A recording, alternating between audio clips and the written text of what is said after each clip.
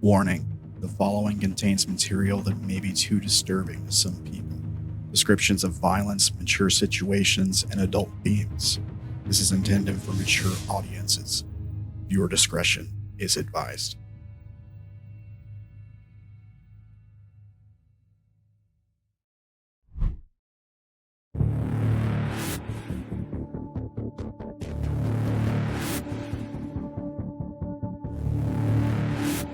I leapt headfirst into the black, searching for answers. I found only more questions.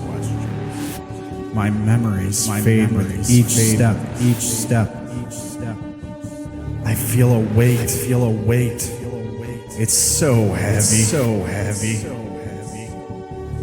I find nothing. Here in darkness, I awaken for the first time. My skin is on fire. My lungs ache for air. My body's too weak to stand. To fight back. The pain pierces every thought.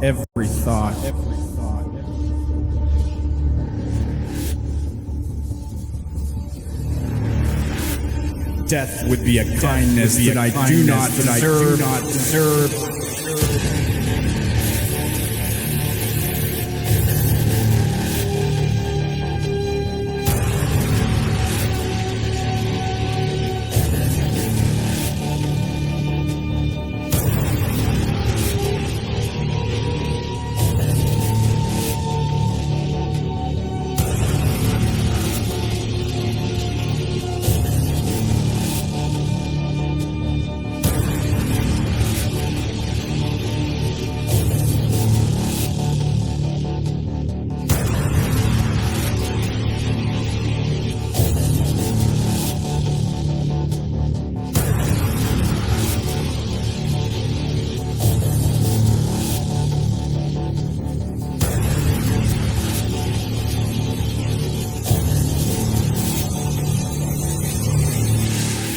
Let me die broken.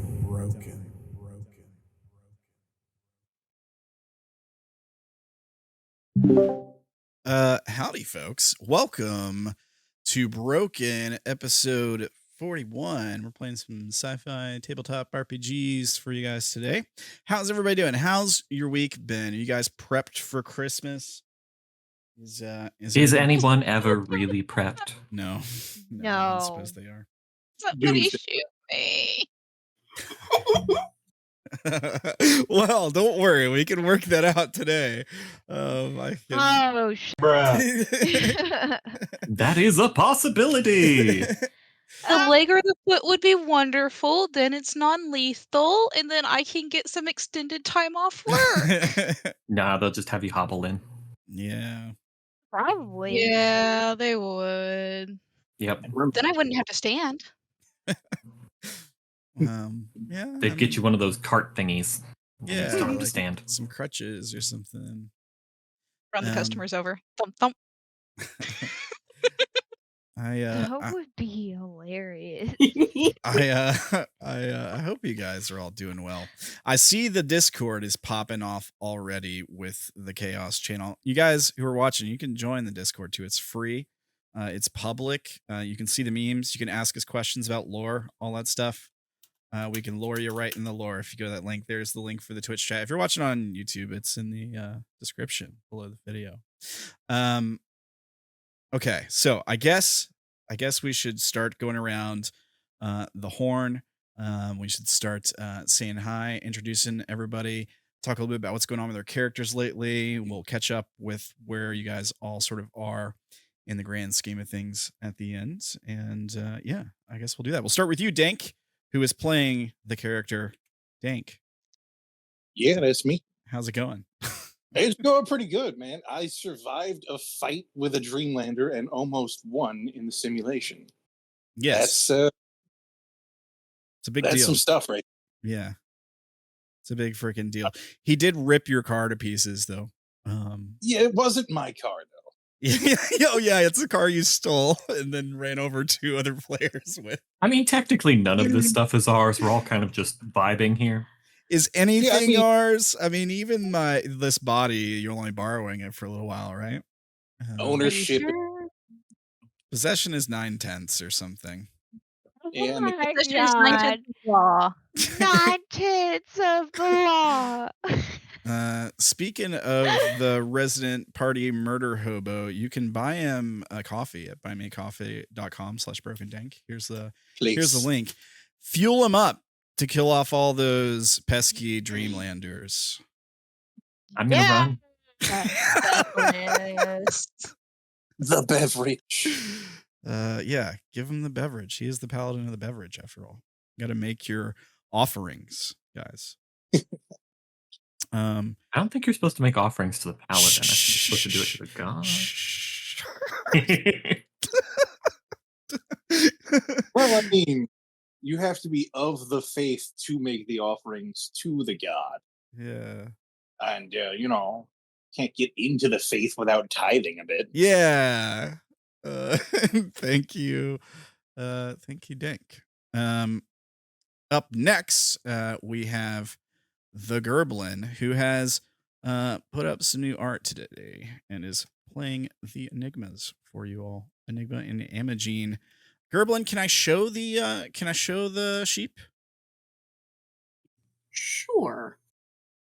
Pop them sheeps up there. Guys, throw the sheep. Sheep right here.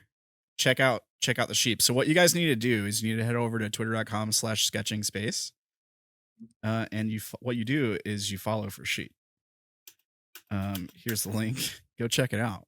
There's other follow for sheep pics. There's sheep pics and other arts. Go do it. Go do the thing. I feel like I'm getting labeled as a sheep person, and this is the first time I have ever drawn sheep. Yeah, it is totally the first time. Can you honestly say there's not going to be a lot more sheep in the foreseeable future? I mean, you're not wrong.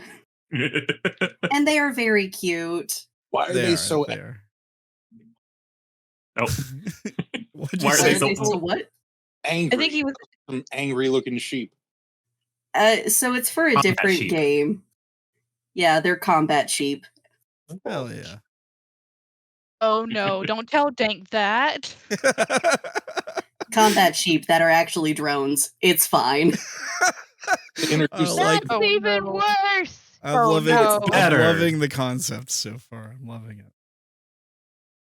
They also kind of look like berries. And guess who's gonna ask Cassidy to create it? Cassidy just starts making combat sheep. It could happen. We have sheep in this universe. That would be dope. Oh my god. The super sheep from the worms. Yeah, the fungus sheep things, right? Yeah, that fungus sheep. Yeah, we got fungus Do sheeps. androids dream of electric sheep? Yeah. I dream of electric sheep. So sorry to derail that whole thing, but how are the Enigmas doing, Gerblin? Imogene's probably fine. Enigma's developed a phobia of cars. This is fine. You're welcome. That's not what you say, but all right. They should have a phobia of Dank. Yeah. Fair. They got rid of the Enigma print in front of the car and replaced it with 2 smears. I feel like, in a way, the entire party has a phobia of Dank because every time technically speaking, yes, we have to roll. Yeah, so every time he does something violent, anyone who witnesses it has to roll.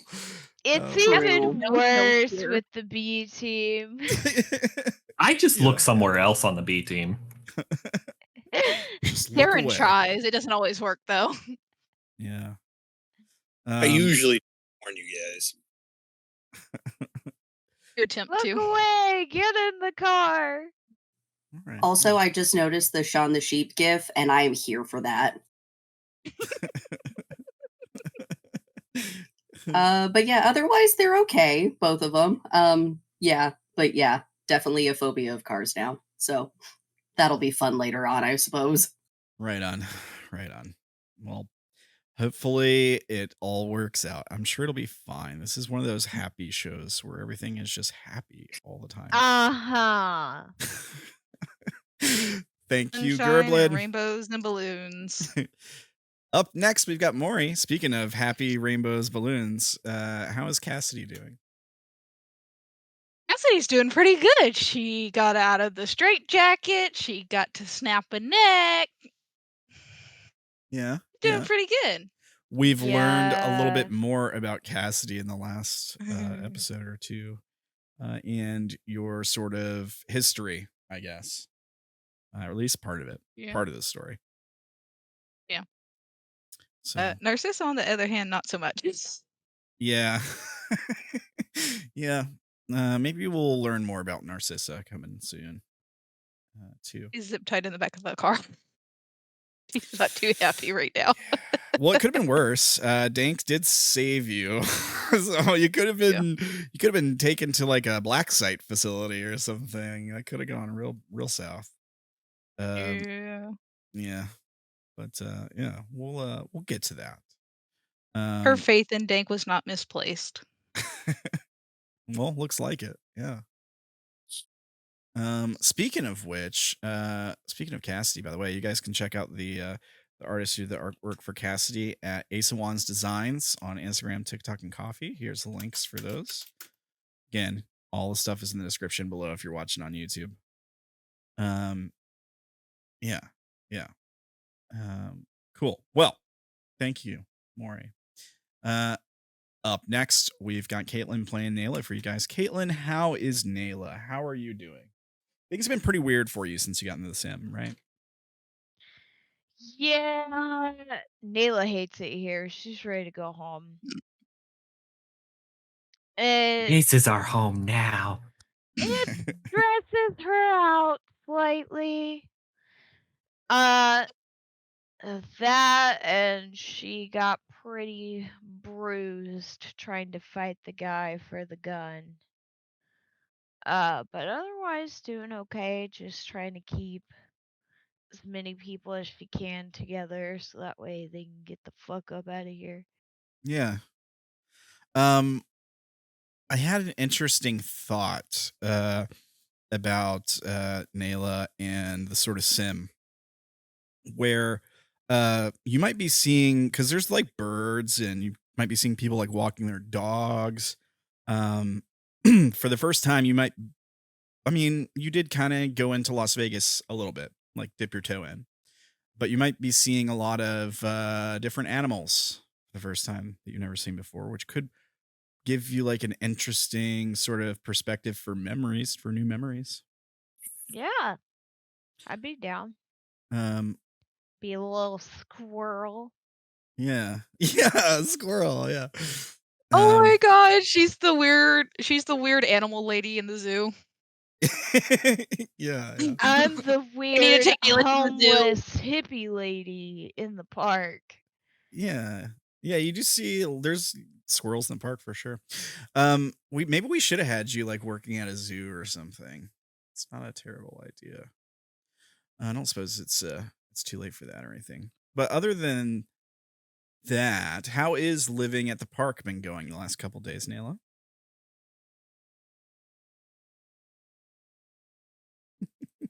I'd say for the most part peaceful. Just kind of observing nature around her. And then she saw Ernest and was like, oh, wait a minute. Yeah. This is a lie. Yeah, and he was acting all weird, like he didn't know you. And all that kind of stuff. He jogged his memory eventually, and then everything went crazy at the hospital. Yeah, and then we all got shot at. Or, well, there were people shooting guns. Totally. Lots of gun shooting going on for sure. All right. Well, Yeah. thank you, Caitlin. We'll get to more gun shooting eventually. Don't worry. I'm ready.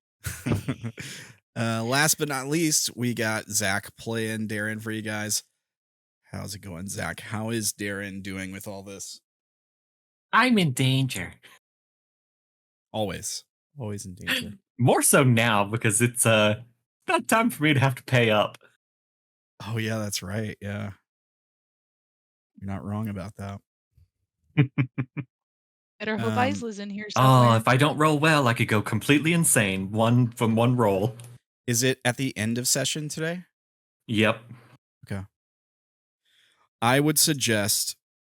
Now, don't worry. I have a plan for you, right? I know when we were coming into this, you were like, oh, we're going into this whole thing. We might be gone a little while. Like, I'm worried because I should theoretically like have to go back to Nataku and speak to what's her name to so I don't start taking damage from these memories I've borrowed kind of thing.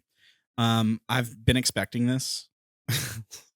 So just don't freak out too much. But I would suggest some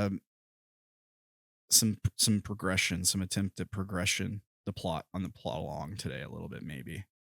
I mean, we're already trying to do that. I know. Of course you are. I'm not saying you're not. I don't mean to imply you're not. But there might be a sense of urgency. A little, just a smidge. No.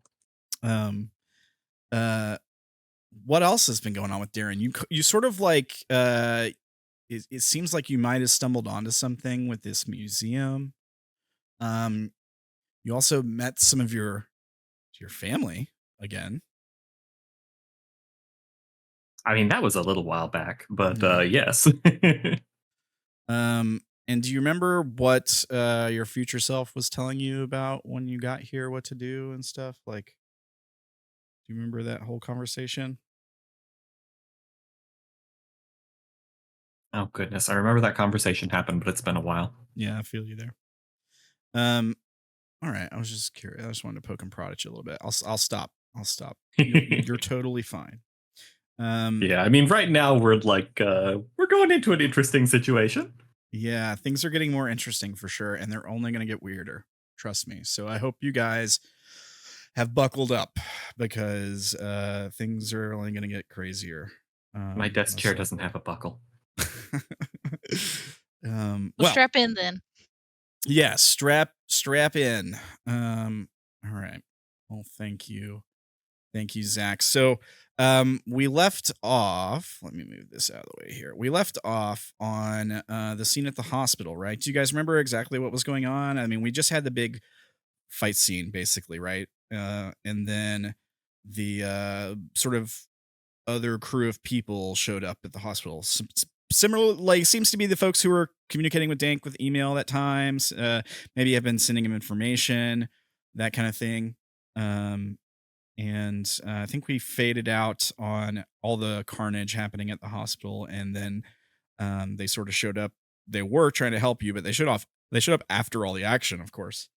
And then we heard sirens in the distance, I think, as the police were coming. And that's the sort of shot we left on last time, if I recall. So we fade in today on a sign that says Metro Health. We're moving the conversation beyond wellness to well-being. And it's just like centered on the camera as the camera pans over corporate. All the sound as the camera's like focused on the sign, all the sound, and we can hear like maybe cars, maybe distant talking in the background, but it's all kind of like muffled. And as the camera like pans over, we see like car parts scattered across a torn up grass lawn. And then we see it pans a little bit further. And we see like military Humvees parked hodgepodge, like barricade style, outside of these shattered glass windows of this hospital, bullet holes in the walls, There's bodies like that have been probably like still under part of a car at least. There's blood smears on the ground, and we see the group of you all standing outside this behavioral health hospital, with that sort of corporate slogan echoing in our head here. What would you all like to do? Now, I just want to point something out really quick. We did knock one of these guys out, right? We knocked 2 of these guys out, and I thought we were already getting dressed as them and going up to where the elevator was. Oh, that's right. Only one was knocked out. The other had his neck snapped. Oh, well, okay. Same difference. In a way, just one will eventually wake up, the other not so much. Yeah, okay. So was there another team still inside? Is that what was going on? Yeah. Oh, Yes. Yeah. Oh, yeah, you're right. Because they were looking for us. Yeah. Or any, I assume, people in this thing. Okay. So I'm assuming these guys that I put on the GM layer are our 2 that were dressed up or something, or 2 that we've taken prisoner. Probably, yeah. I don't know what this guy over here is. But Douglas has disappeared, so I've moved him, and we killed these 2 guys. So who's our team that's inside? It's Derrin, Naela, Cassidy. all these guys, and Ernest. Yeah. And then outside we have Narcissa, Enigmas, and Dank. Well, Narcissa is in. No, Narcissa got out anyway. Well, yeah, she's zip tied and Okay. thrown in the back of a car, but Dank sort of pulled up and saved her at the last minute, if I recall. Is that right? Yeah. Yeah. And then we have these other 2 folks who have just showed up driving it's actually a Porsche Cayman, black edition, all black, tinted windows. Yeah. And they've sort of gotten out and nodded over at you. This one kind of seems quiet. She doesn't even really look at you, Dank, or Narcissa. She kind of looks past you all into the hospital with or the Enigmas with 1,000-yard stare. This guy probably pulled out a phone, put it to his ear for a second, and said something like, "Zephyr, you got eyes?" And then looked over to you, Dank. You recognize him, I think. You were talking to him in the alley. Right. This is the same guy you were talking to in the alley, with the lit cigarette. But you probably don't recognize this girl that's with him. Let's start with the group outside. What are you all doing? I'd be rendezvousing with my contact here, trying to get caught up on everything that's going on before the cops show up, so we can get some sort of thing together to either make them go away or subvert them. Hey, twinsies. Yes? Cut me loose. With what? She blinks at them. Is it It just ties like- or Just zip ties. both of them That's are kind of careful. patting down themselves like neither of them have anything on them. Jesus Christ, Dank, what kind of company do you keep? Don't you have a knife in your pockets? Or are you just happy to see? I have a scalpel in the front left pocket if you'll please get it in the breast. Use your brain. Yeah. I'm going to stab you. Not right now, you're not. Zephyr, we need assistance here. Everything's gone to shit at the hospital. We've got cops on the way. Hey, are you guys good? Anyone wounded? Puts the phone down to his collarbone for a second. I think we're good here. Anybody injured at all? Both Enigma and Amgene shake their head as Amgene's like fishing this scalpel out of your pocket. Surprisingly bloodless encounter on our end, despite fighting a dreamland. Yeah, this guy nods and he goes, good work. And then he gestures to the girl. Fine. He gestures to the girl behind him and he says, don't worry, we brought her own. Excellent. Always count on you. He says, Zephyr, you got eyes? Back on the phone again. And you hear like a voice talking back. And then this girl goes in a very monotoned voice. She says, we have 2 contacts inside. Looks like a group of ours still in there as well. And he goes, okay, Verona, are you ready to go in? And she just kind of nods. And he looks over the rest of you. He says, we're going to want to make this quick. We got to cheese it before the cops get here. All right. I'm fine with quick. We've got about half the gang here. We got to get 4 of ours from inside too. Yeah, he nods. And let me see something here, actually. He says, Zephyr, how long do we got? And you hear a voice chatter back again. And he says, okay, we're looking at 10 minutes tops. We need to hurry. I'm already hearing the sirens, Zephyr, so we probably cut it down to 3 to 5. And he starts to walk towards the door. The blonde follows him. What are the rest of you doing? Following my poll for the other vagabonds, who I'm assuming are my party members, activating the Heelys in my boots and going there top speed. Yeah. Okay. Getting our new friend here, as far as they're concerned, out of their bindings and following Dank. You guys really ought to be loading up in one of the Humvees so we can all peel out of here.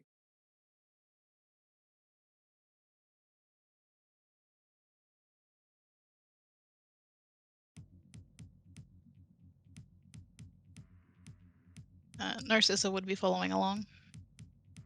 Okay. Cut free from your restraints? Yeah. All right. All right. We cut to the other crew. So who was wearing our disguise? Or disguises? Me and Naela, I believe. Oh no, was it me and Ernest actually? No, because Naela was going to be having a gun. Drive. Okay. All right. So you and Naela. Yeah. All right. I thought that was correct, but I was like, wait a second, was it? No. Yeah. Can you make? I guess you can cover your faces. They were wearing helmets, so you should be all right. Yeah. Okay. Were you guys still up on this? Were you guys on the second floor? Do you remember first floor? We're in the stairwell. First floor. We just got down. Stairwell. That's right. Yeah. Okay. And if I recall, you took out the guys in the stairwell, and then you heard other shooting, like in the other hallway. Is that what's going on? That, and we have a map. Map. Yes. Okay. So what are you guys doing? You got the gear on. I guess we're getting ready to head out. I mean, like, I assume because we were trying to go out to like get Narcissa that was in the elevator, but now I don't know exactly where everybody is inside. Yeah. Well, you told was it Jennifer and Daniel to they're holed up top, barricade themselves in that room on the second floor. And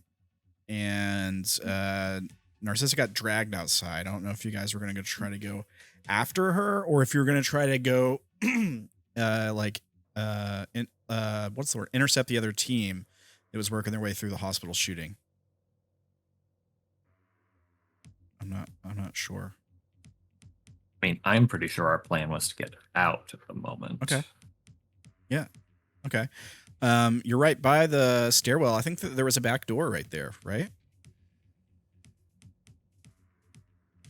Maybe. I think that's the one Naela came in.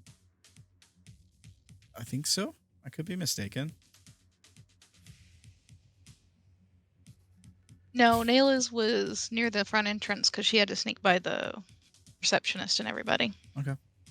So you have Okay. you're at the back of the building then, and you have like the door that enters into the stairwell that you can go through. I think that's the door these two guys came in, and you guys took them out in the stairwell. And then I guess you could like sweep through the front floor to get to the front doors, basically. Right. Ernest was choking up blood, if I recall, because he tried to do his special bullshit and failed. Yeah, but I was supposed to say we got him stable at least, I think. Yeah. He's not like Yeah. he's not like heavily. Yeah.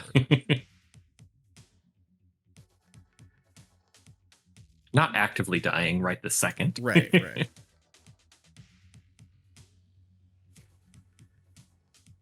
I mean, yeah, what do you guys want to do?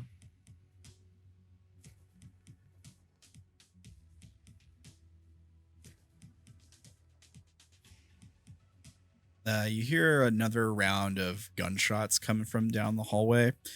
Someone screams, and then there's like a loud bang, and their scream cuts off.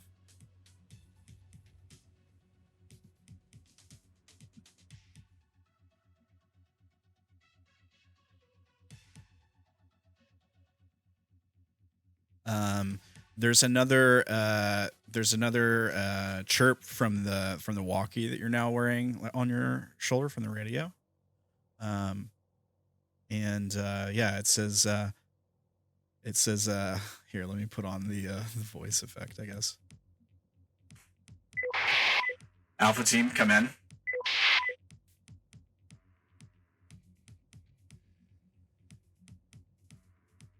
I don't respond right away. I don't know what to do right now.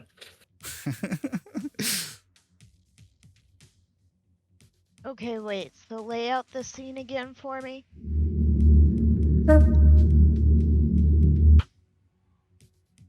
Sorry, I broke my voice mod for a second. All right, so you guys are in this stairwell on the back of the building, with like one of those big metal push doors that goes into the first floor right in front of you. You and Derrin have dressed in the sort of like military garb of two of these shooters that you've taken down. You've got their weapons. Ernest and Cassidy are still with you. Cassidy was just fighting off one of the guards using the straitjacket to choke a man to death. And you hear gunshots coming from in some other part of the building, up like on the first floor. And if you were trying to get to the exit, I think, which would be the front door. So presumably the gunshots might be coming from between here and there, or they might be coming off from one of like side wings on the first floor or something. So you don't really know if they're like cutting you off from the exit or not, I guess.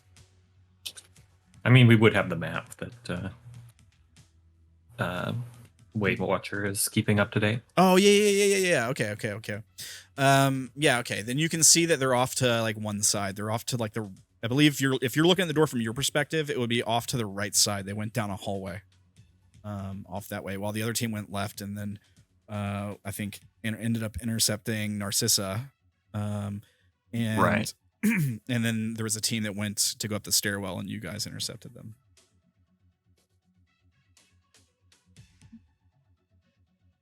So you can see, looking at the map, that they're not between you and the exit.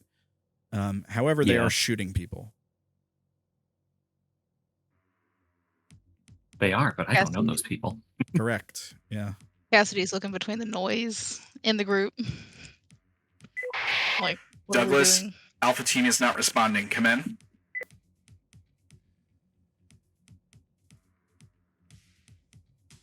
There's no answer. Nice. How is Derrin being in all this? Damn it. Alpha team, please respond. Derrin. She's kind of like, speak to this man. But look, if I do that again, it's probably not going to work. Once is fine. Twice is pushing it. Are you going to fight or not? Well, I had hoped that we wouldn't have to, seeing as how we're kind of mostly got a straight shot.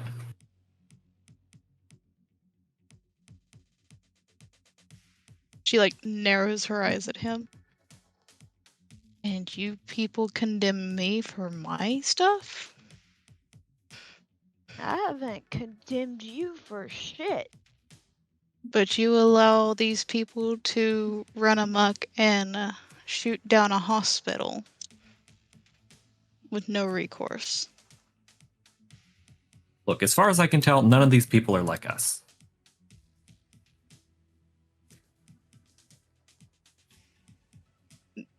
Her head tilt. 99.9% certain that they're here for us. Look, you can't feel the difference?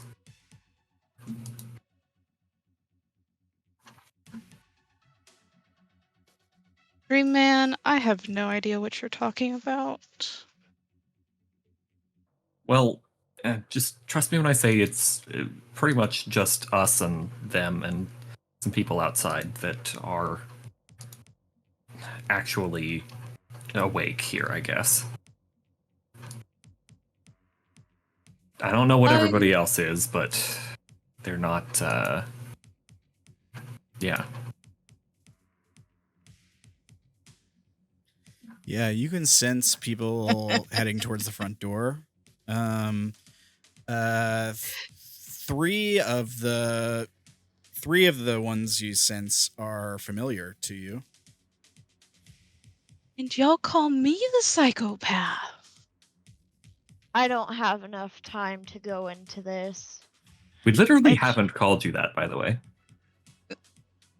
No, she's talking about like society as a whole. And Naela's just gonna go outside. All right, you're just gonna walk towards the front Cassidy's door. gonna follow.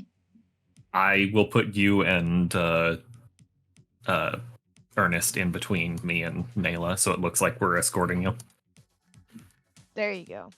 I will point a gun at you, and I'm sorry for that. Yeah, it's just. She for just gives her this look appearances. like, really? Get going. You even know how to shoot that.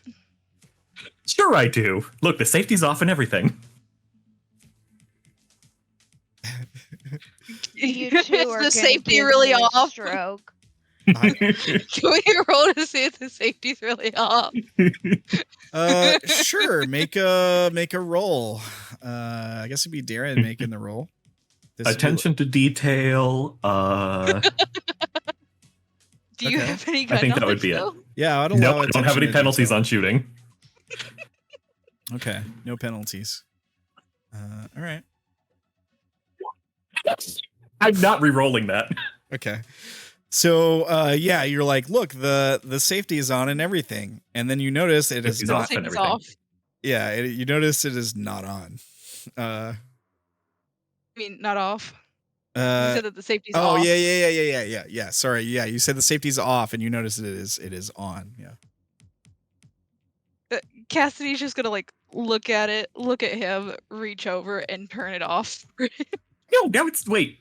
Yeah, there's Wait. there's like a sharp click sound. Just gonna pat his Not shoulder. Look, the one that I used before had it in the other way. Sure it did. Sure it did. That is literally Naela's expression. Just grabbing her head, disappointed head shake. Fair enough.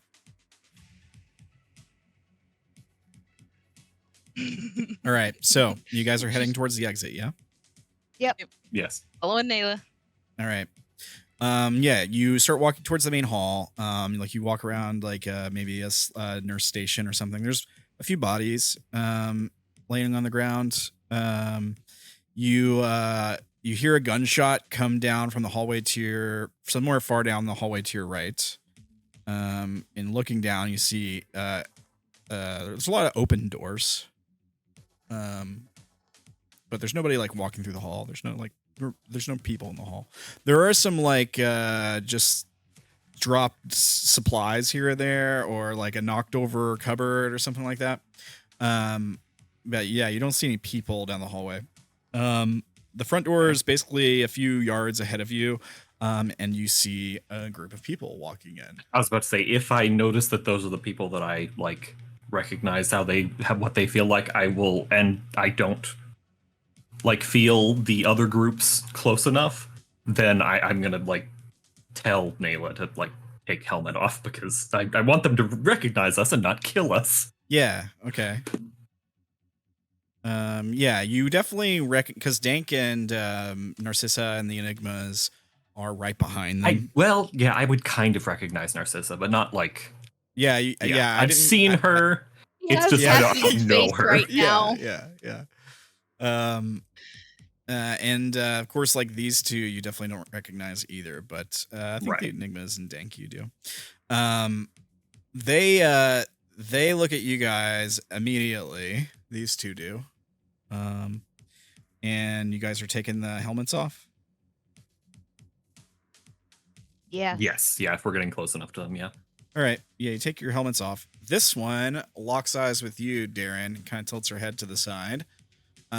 This guy says into the cell phone he's carrying, all right, Zephyr, I think we've made contact. Any gestures to the group of you, and he says, all right, out the door. We need to go.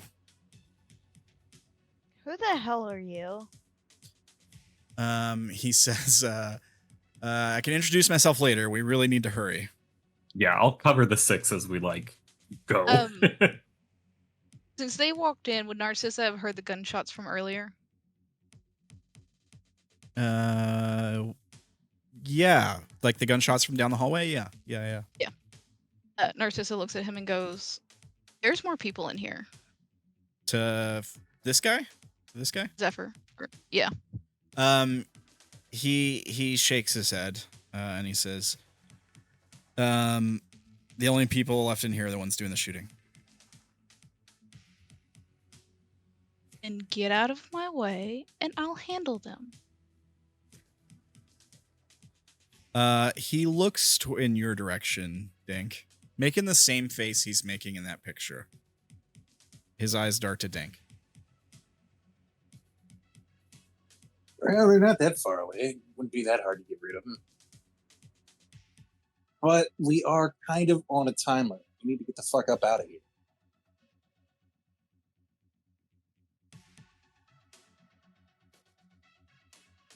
Do you know where your two are? Because we got ours here. You're talking to him? Yeah. He says the rest of our team is not in the building. Okay, so wait, was Ernest with them or no? Yeah, Ernest is here. Yeah. All right, so All everybody 4 is, of us are here. Yeah, everyone's rendezvoused. Now, my question is, what did you guys do with the guards you knocked out? Did you just leave them there? Leave him in the stairwell. He's yeah, tied up as in far his as I know. straitjacket. Yeah, but he's alive. Is what I'm saying. Yeah. he doesn't have his comms though. No, but he's alive. Yeah. Yeah, he's gonna be probably unconscious for an hour or two or something, but he's alive. Is what I'm saying. Yeah, now. he is alive. Just want to clarify that. No reason. Until Narcissa finds him. I mean, If we probably get rid of them now, we won't have to deal with them later. Decisions. All right, let's Make go a ahead and clean up. choice, Jay or go. this guy shoots a look at the blonde. Like they trade glances. And she like shakes her head side to side. All right, Look, what's they our came ETA into when you arrive? What'd you say, Dank? What's the ETA on company arriving? I think he says we're looking at 3 minutes tops.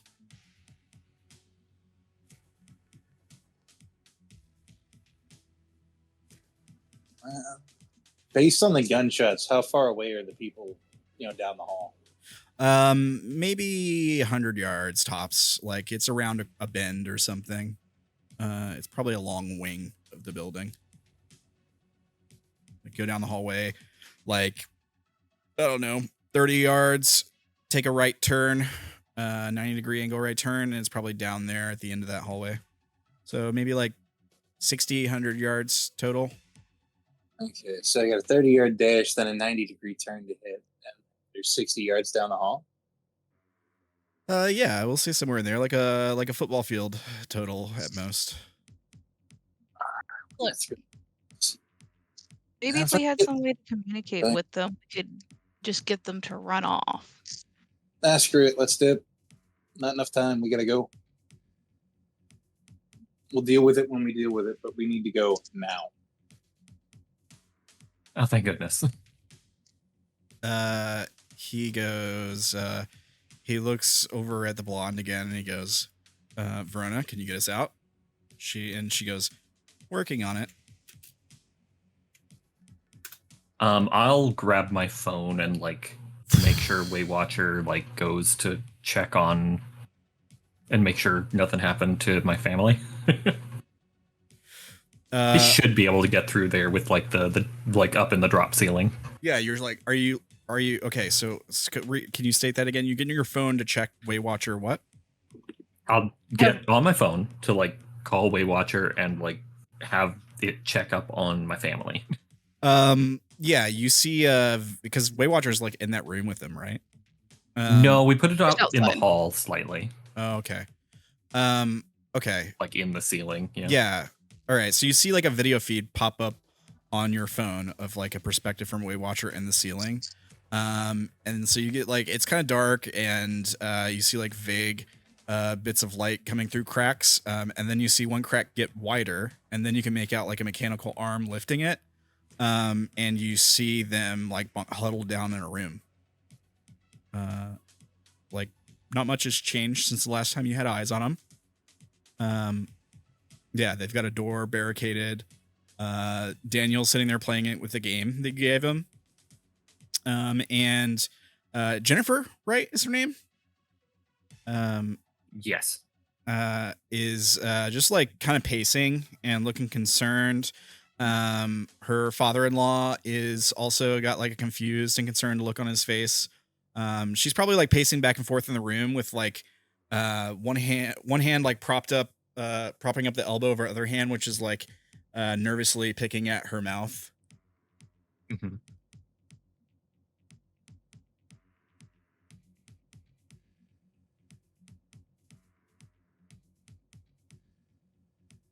When they talk about leaving Narcissa, we'll step away from the group.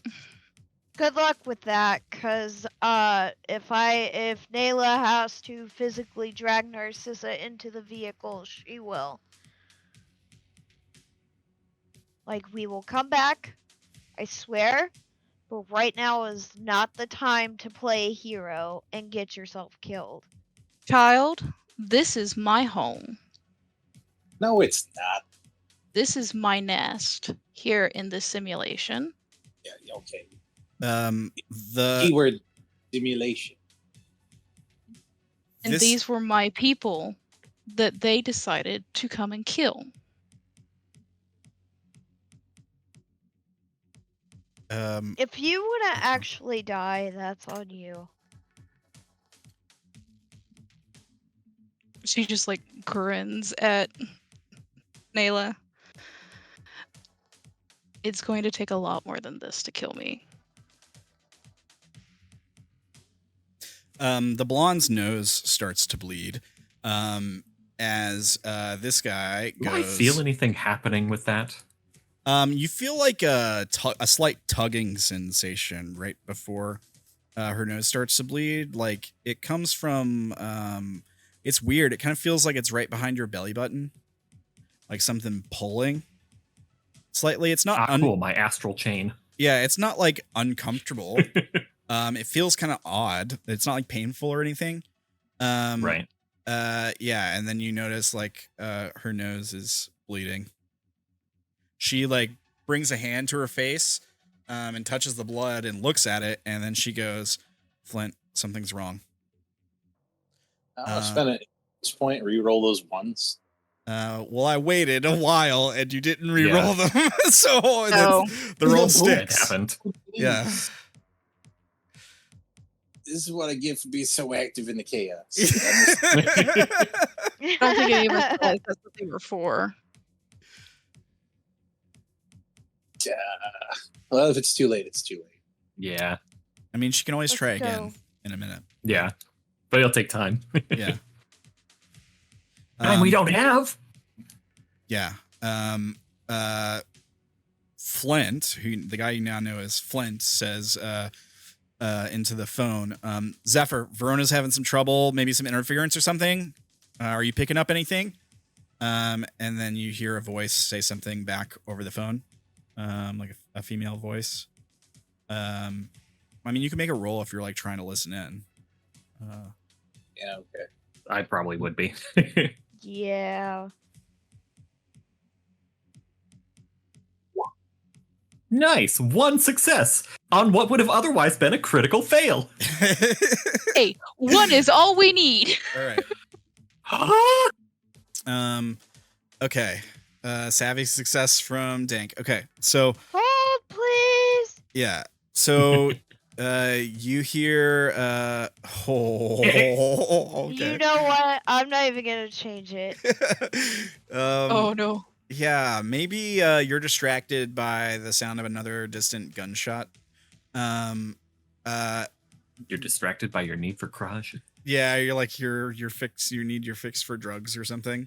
The other two, you hear a female voice say back, maybe something Douglas left behind. He was doing something weird there. And Flint goes, okay. All right. We need to buy her some time. All right. You guys want to go after those 2 people? Let's go get them. Sorry, what was that about Douglas? Yeah, he goes, Douglas works with them. The guy's doing the shooting. Dank immediately sprints down the hall top speed. Oh God, no! I just got out of there! Are you going towards the shooting? Yeah. All right. So you take ED off cycles. take off Hasn't running. changed a bit. Yeah. Like, I have time now. That's different. Yeah. Cassidy sprints after him. Narcissus slowly walks. All right. Naela is full blown sprint, all 4s going ham. Well, if you're going, then Ernest is gonna struggle to keep up, but he's gonna try to follow. Oh my Narcissa God! is Why the guy I'm in following? earnest. All right, you're following. You're following too. Narcissa is slowly walking. Are you bringing up the rear, Narcissa? Yeah. Okay. Are you like on purpose bringing up the rear, or? Mhm. Yeah, you don't have to. I just wanted to say because you did say you were slowly walking. Sounds like everybody else wants to hurry. What about the Enigmas? I mean, if somebody wants to purposely bring up the rear, that's fine. It's just she's not. She knows where they're at. going by Ernest the and noise Slow they're will probably making. stay with Ernest. Stay with Ernest. He's going. He's but if trying to he is catch up. but yeah. more than everybody else, then they're going to stick by. He's Oh, apparently in okay. the middle. Yeah. All right. Yeah. Yeah. I'll put him back here with Narcissa because she's walking and he's just like struggling to keep up. So we'll put. I'll probably stay with the back group. Okay. Because I'm like the only one with a gun there. Yeah, makes sense. Oh shit, yeah. For guns, I can probably give people guns. Oh, Too late Well, for that. I think Naela has one because she was dressed as like You a, do, yes. a I'm thing. the only one. I was saying I'm the only one with a gun in like the back portion group. Because Enigmas have weapons of any. Yeah. Nor does Ernest or Narcissa. Well, or Narcissa has a scalpel, but you know. It's not exactly. As far as you can tell, she's not armed. Yeah. But she is giving Ernest a stink eye as they're walking. Okay. All right, so here's what we'll do. We'll give the front team like an extra turn of interaction with these guys. So basically the three of you are going to round a corner and see them down the hallway as they're like walking out of one of the rooms. You're not hiding, so you guys all see each other at the same time. However, Naela is wearing one of their outfits. So You're goddamn right I am. Did you put the helmet back Does on that as you were them going? think that we're running from them or something?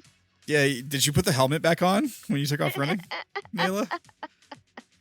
Or did you leave it? I sure did. All right, cool. That way her hands are free. Yeah. All right. Yeah. So they look confused. Like they hear the footsteps right as you come around the corner, and they both look up. And then there's like a moment where they almost glance at each other, and then they both raise their guns. They don't point it at you though, Naela. They both point their guns at Dank and Cassidy. So what are the three of you doing? You've got healing around the corner and pre-firing. Do you just what? You free I fire? was healing around the corner and pre-firing with the two guns I picked up. Okay, so you're just gonna go akimbo. And Yeah. Okay. All right. All right. So okay, I guess you can make a roll against one of them. Which one do you want to go first? Guy on the left. Like a guy on the left. Okay. Be contested rolls from both of you. He is shooting back. So we'll roll out. We'll roll off, I guess. All Shoot right. at 20. All right. Good. Get wrecked, scrub. I think all these guys have had 6 dice to their pool. He gets a 12. He rolls very poorly. Dude, you got so many 4s. Holy cow. Okay. Yeah. So you hit this guy in like the knee, or I guess actually roll a d4. Roll a d4.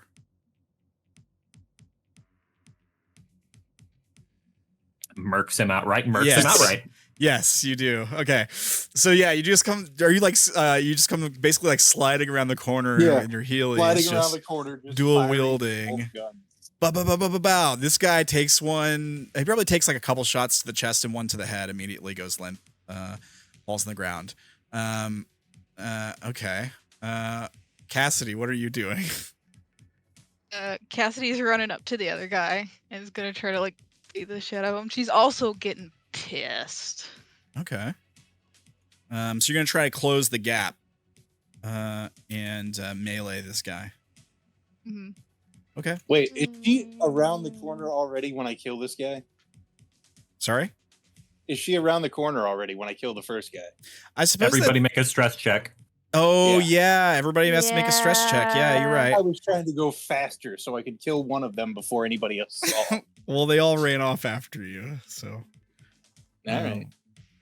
Do have a response to violence. So. Guys, buddy got Murk has to make Take one. your roll. Yeah, he will. He will make one. So here, it's a 3d4, right? Yep. All right, so here's the DC. It's a 9. Good. Okay, you're fine, Mori. Cassidy, you're fine. Naela, you're fine. His partner who just watched his buddy get domed, he's also fine. All right. Damn. Oh. Okay. The one time. Yeah. This was just normal violence. Yeah. So your goal is to try to close the gap on this guy and beat him up. He's gonna be shooting at you while you do that. But I was gonna say it would take you more than a turn to get there, but no, I'm gonna say you can do this. You can close the gap and try to beat him, but he's gonna get he's not gonna have disadvantage on you because you're starting at a distance. Okay, Ooh. 13. He rolls a 15. I'm gonna give you a chance to re-roll if somebody wants to re-roll something, because he is shooting you here. This is a problem.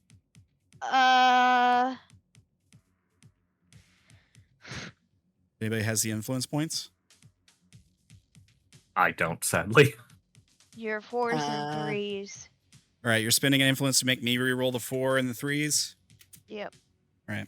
That's all we can do. It would Yep. have to be on Mori to make Cassidy reroll. Yep.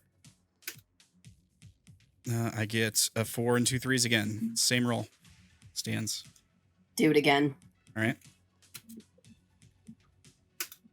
Mine It's- with it getting goes. hit. I was gonna. It goes down by 1 to a 14. Reroll from the 3. Reroll just the 4 and the 3.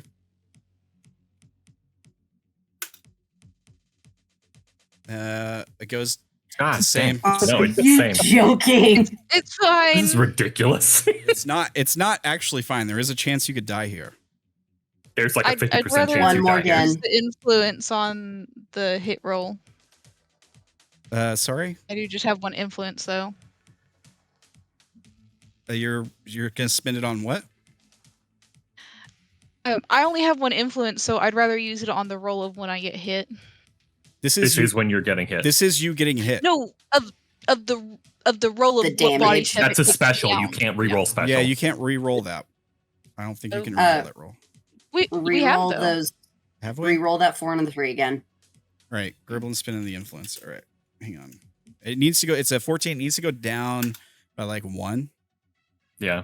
Okay. Well, yeah. To It get does. okay, There we to go. get locked. Yeah, so they lock- at least don't hit each other. lock horns. Okay, so here's what happens. I think you go to try to run out, but the other guy instead of immediately shooting Dank because he thinks his partner has him covered, he immediately shoots at you and almost hits you like in the head. It like ricochets off the wall right near you, and it's enough to like startle you to go back behind cover. Now you can on your next turn try to do the same thing, and you'll be able to do that, assuming the opportunity is available.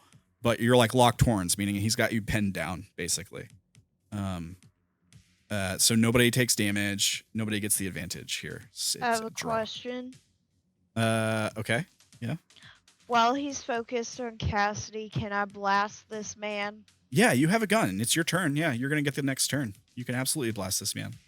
But do I get advantage because he's distracted by Cassidy? Yeah, I'll say yeah. Yeah. Yeah, you'll get advantage. So you'll get an extra dice, and he'll get a minus dice because he's shooting at Cassidy first, I guess. All right. I'll let you go first. I'm scared. Okay. So I think I just before we do that, I just want to settle. I want to figure out if we can because I want to know if we can re-roll. We did it with Shalim. With Shalim. So we are allowing influence points to re-roll the damage from a gunshot. Yeah. Okay. Just Are we? It's, Okay. I know. yeah, I know. so that, like, Technically, it's a snap special, orders and when you the don't lion- get to reroll specials. Yeah, I feel like you're right about re-rolling specials. If it is classified as a special roll, then we shouldn't have done it.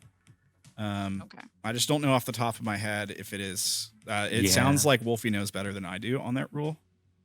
gonna be I'm honest. like 90% sure. Oh wait, no, we do have a violence in here, I believe. Can't remember if it was the lions or the. Once a first ranged person. attack is confirmed to hit, make a special roll of Yeah. 1 die. Okay. Yeah. You're right. Okay. So Note, blah, blah, blah, as all special roll, note to the damage roll, which as all special rolls cannot be modified. Yep. Okay. Yeah, you got it. You are correct, sir. Okay, that's what I thought. Thank you. that's why I'm so scared of it. Yeah. It's pretty scary. It's a big deal. That's why guns are a big deal in this game. Yeah. Okay, so now I'm rolling off against Naela here. He's gonna have 5 dice. You're gonna get an extra dice to your roll, Naela, as you shoot at each other. Yeah. So I get a 13.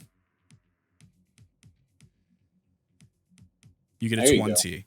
So you, he's distracted by Cassidy, pins her down. Maybe he shoots high to pin her down against the wall. Maybe you like slide low around the corner, like on your knees or something, Dies. and fucking just murk this guy. How do you want to? Fucking headshot? Just Yeah. He immediately Right goes between down. the eyes. He just kind of lets out like a, like he's surprised, like, and he's fucking dead. All right. The rest of the group that was coming that way catches up after the action happens. What would you all like to do? Hear the sirens getting closer. Cool. 2 more dead people. What do we want to do now? We've got one in the stairwell. Do you want to kill that one too? No, he'll be good for information later. Leave him be. I mean, do we want to leave him? We could just yoink him now since we don't have anything else. We should probably regroup. Are we taking this man or not? We need Here, to I'm going to get give outta one here. of the Enigmas my gun, and I'm going to go grab that guy and drag him off with us. Okay. All right. So you give which one are you handing the gun to? Enigma or Whichever Angel? one grabs it. All right. Gerblin, which one grabs it? Amgene. All right.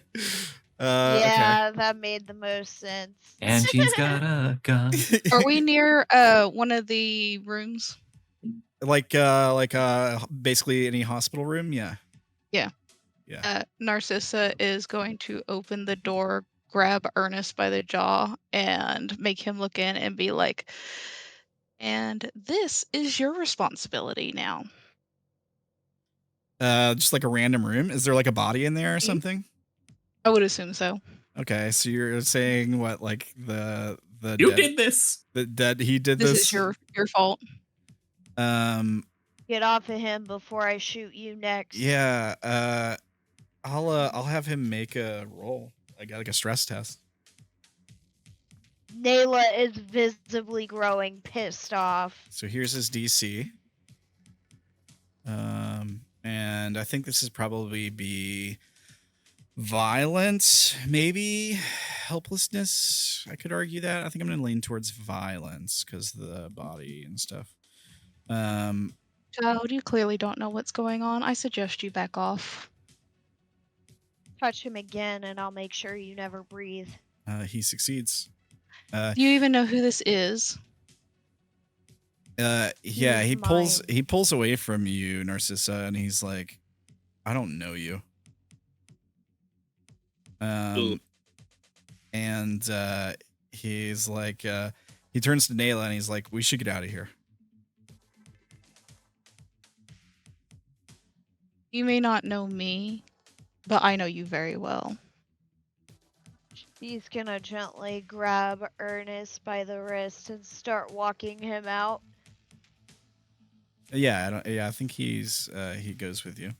He's like a little, he does seem a little kind of confused by what Narcissa said. Like he almost, like he goes with you, but it's almost like a part of him stays to like try to figure out what she was talking about. You know, like he kind of looks back at her a little bit. Yeah. Just watching them coldly as they leave. Yeah. So maybe like the group of you walk by Flint and Verona, who are kind of like trying to move you guys back to the exit. And Flint looks at you, Narcissa, and says, "What, are you staying?" This is my home. Nah, come on.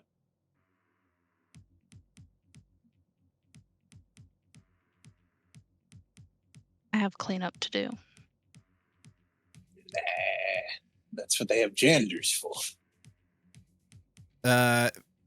Flint and Verona kind of exchanged glances, like again, and kind of like furrow their brows a little bit or whatever.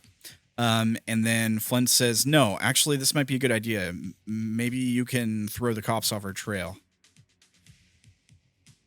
Look, if you can stay hidden from us, then maybe they'll have a hard time, well, figuring you out."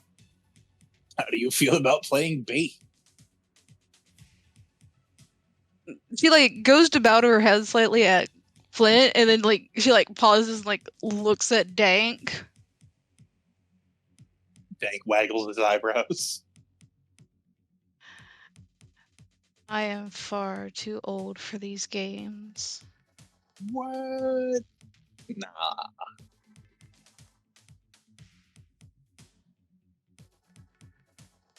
Really? Dank, it has been 80 cycles. We are not the young children we used to be. No, we're better.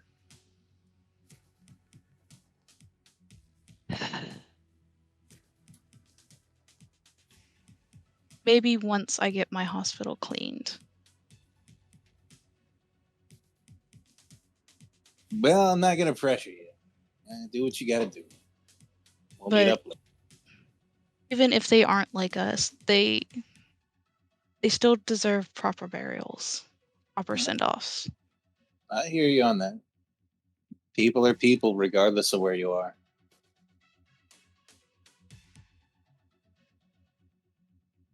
You know how to get in touch with me if you're still here. Yeah, that is the plan. Just remember to pick up. Always. Ironic coming from me, huh? Flint says, guys, this is lovely, but we really need to move. All right. Well, if we don't meet up before before you leave, look for the one that shoots for the stars and tell them that you require the doctor's vision. They'll know what you're talking about and lead you to me. You know, I've always hated code. Really? I thought that would be the kind of thing that you live for. No, I talk normally.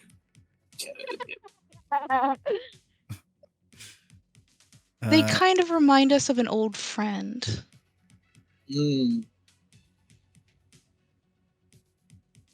Fair enough. All right, we got to do. Yes, please. Verona, I'll try again. Let's see if she makes it this time. Yes, she does. As for everyone but Narcissa, the hospital seems to tear itself apart around you. Basically, have you seen Doctor Strange? You guys seen Doctor Strange? Okay, so like, you know the scene where like the city is like moving all trippy and he's like walking on the glass of the buildings and it's like inverted reflections and crazy high geometry everywhere. That's probably what it sort of feels like.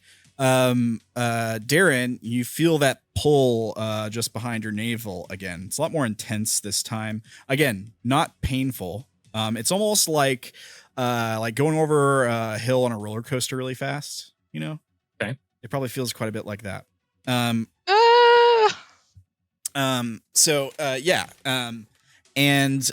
a minute you can feel like your feet come off the ground, almost like you were falling in an elevator or something. And just when you realize that you're not attached to anything, it feels like for a split second like you're just falling. You feel soft ground under your feet again as you realize that you're standing at a memorial.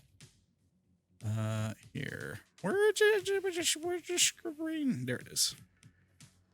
What the hell? Couldn't find the screen. As you feel, and I'm gonna copy you guys over here too. I guess I can do that.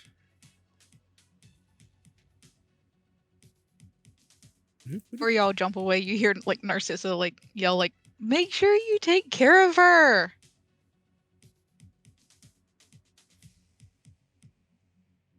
Okay, here we go. The group of you. Waywatcher is actually not with you. Because Waywatcher was Cassidy's gonna be thrilled. not there. Narcissa's not with him either. Yeah, Narcissa's not there either. Yeah, you're right. Okay. As you feel like grass under your feet, it probably looks actually about the same time of day. And you look down and you see like you can hear like the sort of sound of water lapping up against concrete, wind blowing, like the sound of the metal tinging on flagpoles, and just like the distant sound of like typical basically city life, the hustle and bustle of cars, the squeak of brakes in the distance. And looking down, you see like a little park bench. And as you kind of like turn and look over the area, you see this massive, basically submarine. This this submarine memorial. There's even like a little sign, like nearby. But there's a basically like a gangplank laid down. You can walk right up onto the sub. Dank, you probably recognize this place immediately. Yeah.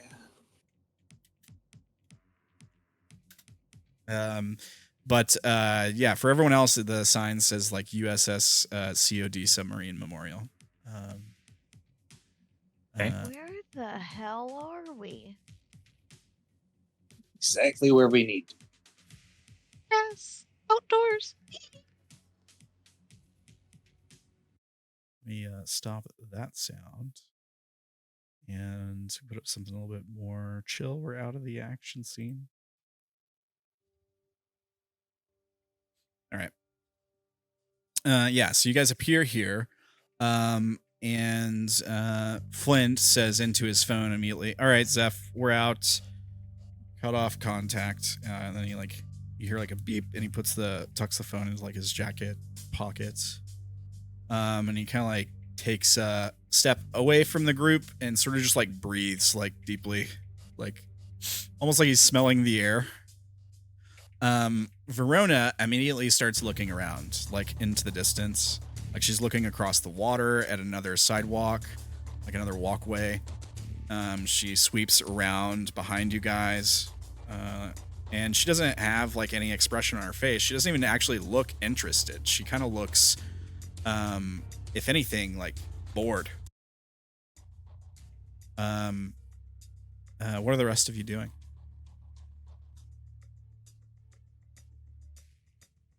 Cassidy's gonna lean over to Dank and go, "Do you think she sees dead people?" I think she sees a lot of things. I mean, it's think about her perspective. She's a Dreamlander. This is a simulation. None of this is real. She's bored as fuck.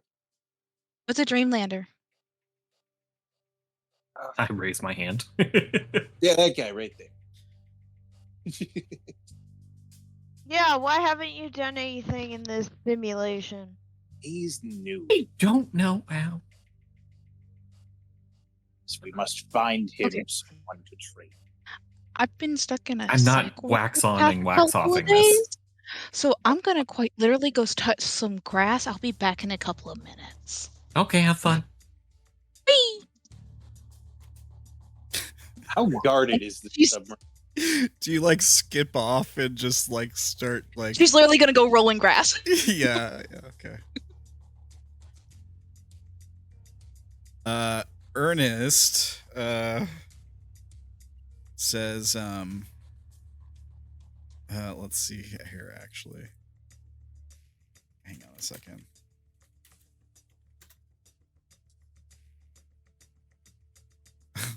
This is actually kind of funny. He says, Ernest says, Patrick Pilato.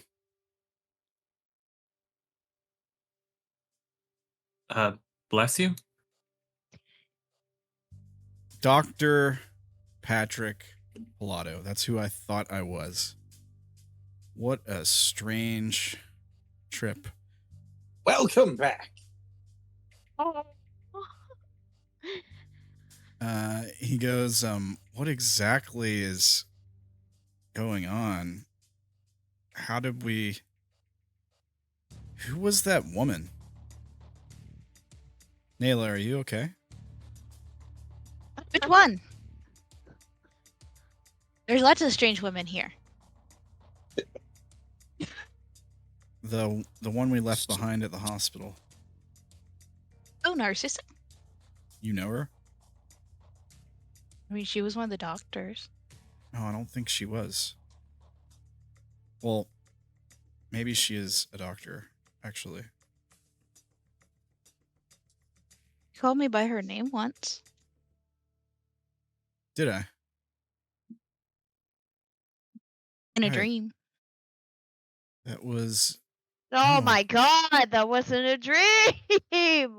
No, I remember. I said it was like muscle Cassidy memory just like blinks at her. or something. No, that. And then like his eyes get kind of wider. And he looks over at you, Naela, and he gives you a look. Oh. It's not like he's he make a roll to see if you can figure out what he's trying to say, like with this look. Okay, I guess.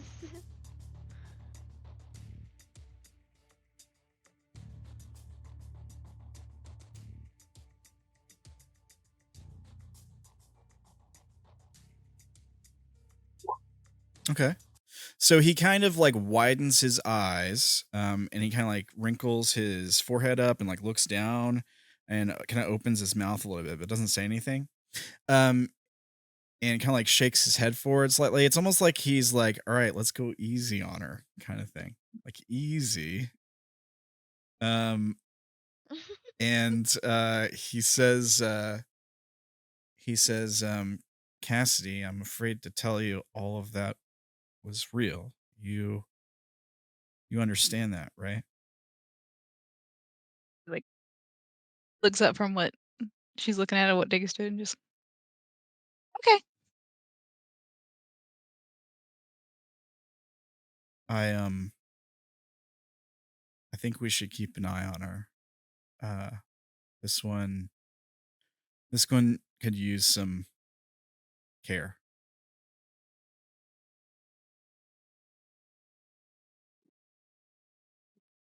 Well, she's been in our care this whole time. Yes, but well, I guess we all have our problems. We're all broken in one way or another. Yeah, he kind of nods. And he says, I guess I'm just starting to understand this one's brokenness a little better.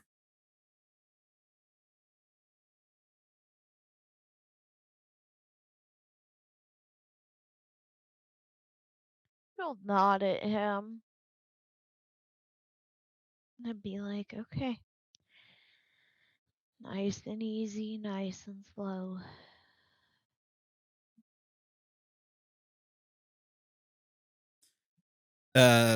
Flint comes walking back over and he says, all right, you're familiar with the place, yeah? Talking to Dank. I suppose Yeah, you've made yourself at home. well, we're not in the submarine yet, so not quite, but yeah, I'm pretty familiar here. Good.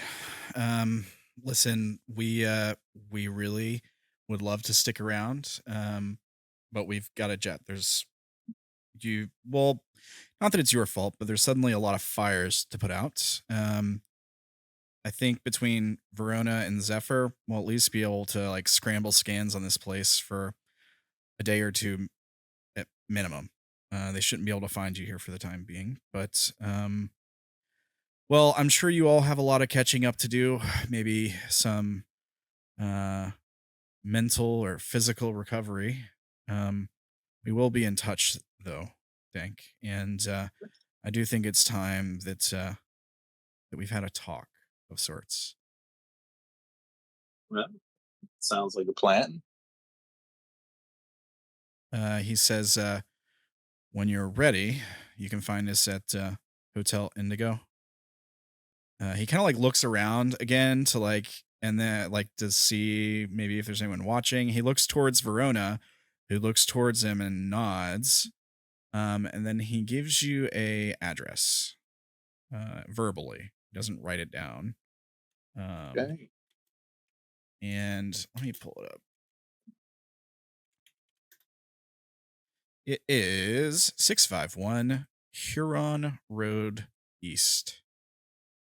8675309. Okay. Got it.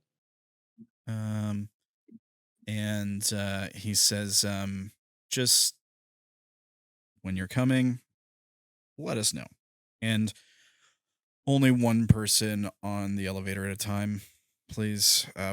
Just let us know. We'll send more specific instructions. Sounds like a plan. We'll be in contact. Sounds like Yeah. a bad elevator if you can only hold one person. Security purposes.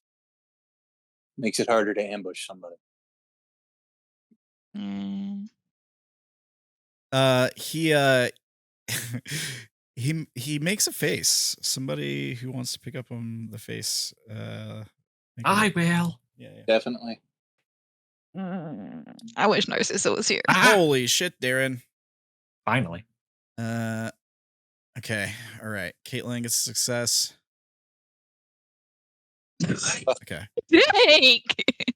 Dank. I have successfully stolen your luck.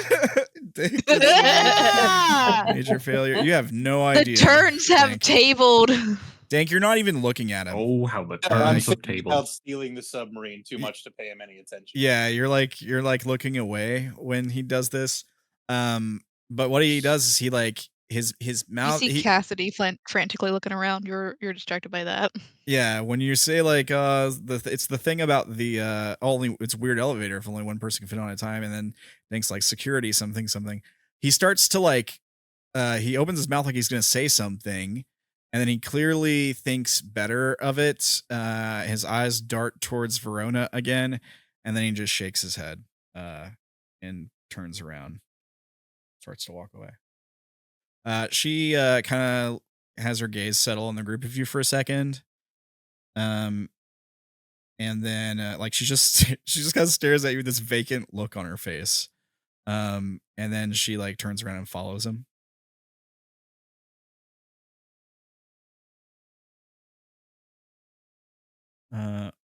What are you all doing? Scoping out the area to see how easy it's going to be to steal the submarine. Well, you've been here before. You've been using it as a hideout since you've been here, presumably. Oh yeah, that is fair. I've essentially got the keys to the castle then, don't I? I mean, you don't have the literal keys, but you do have a sub that has electricity Hot wire it. and a strange means of whoever runs this memorial, like I guess the government, like the city government or something, workers, they don't pay it any mind. They don't even seem to notice that you're on it. Like you might even have moved stuff onto the submarine after being here for a few days. Oh yeah, I would have.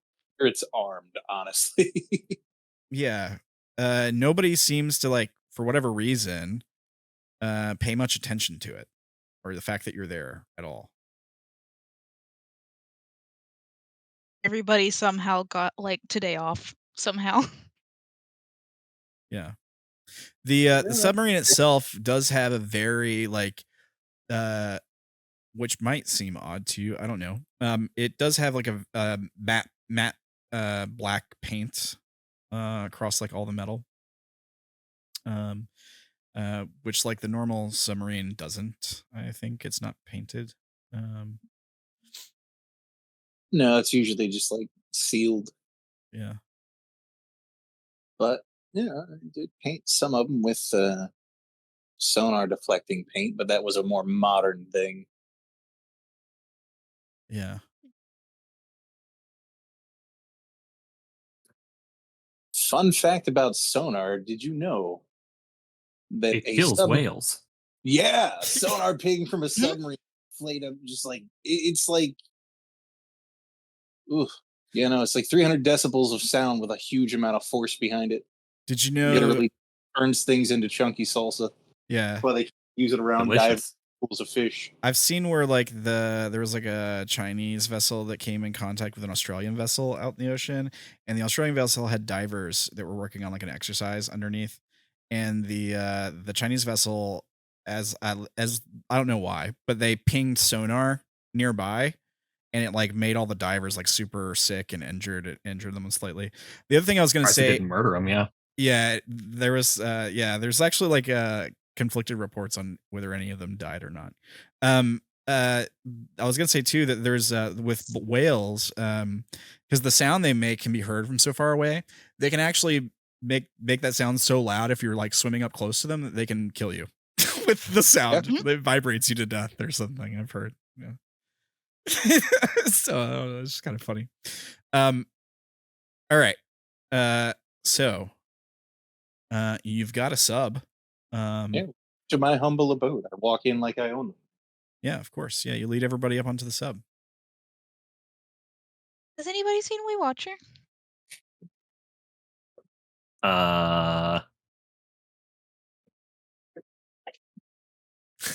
No, I haven't. Their heads. What? You rebutted. Both the Enigmas shake their heads. She like immediately turns around to get off the ship. Okay. Yeah, you start to walk down the gangplank, I guess. I don't know. Yep. Yeah, the gangplank.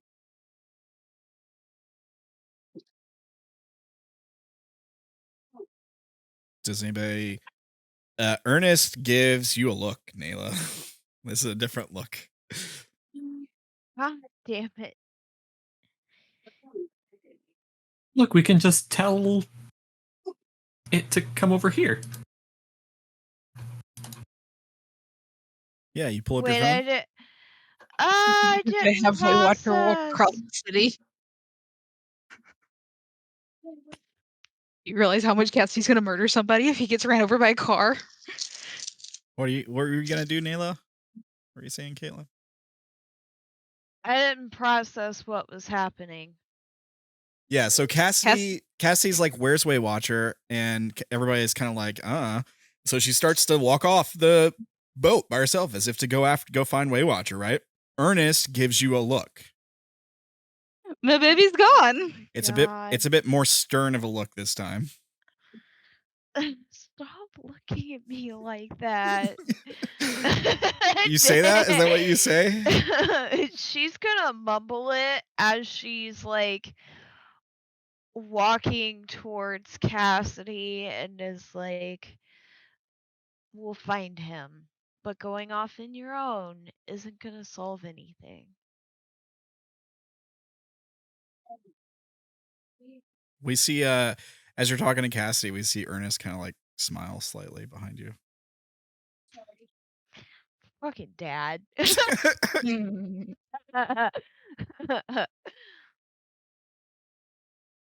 And where do you think he is?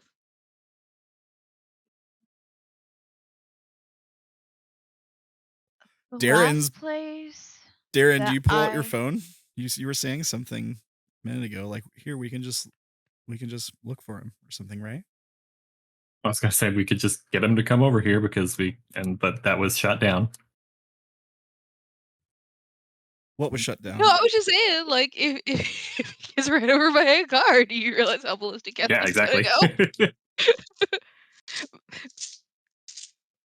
I mean, if you Not pull, shooting it down, just like letting you know. yeah, if you pull out your phone, you can still pull up the feed and see what Weight Watcher is seeing. Like it's still working.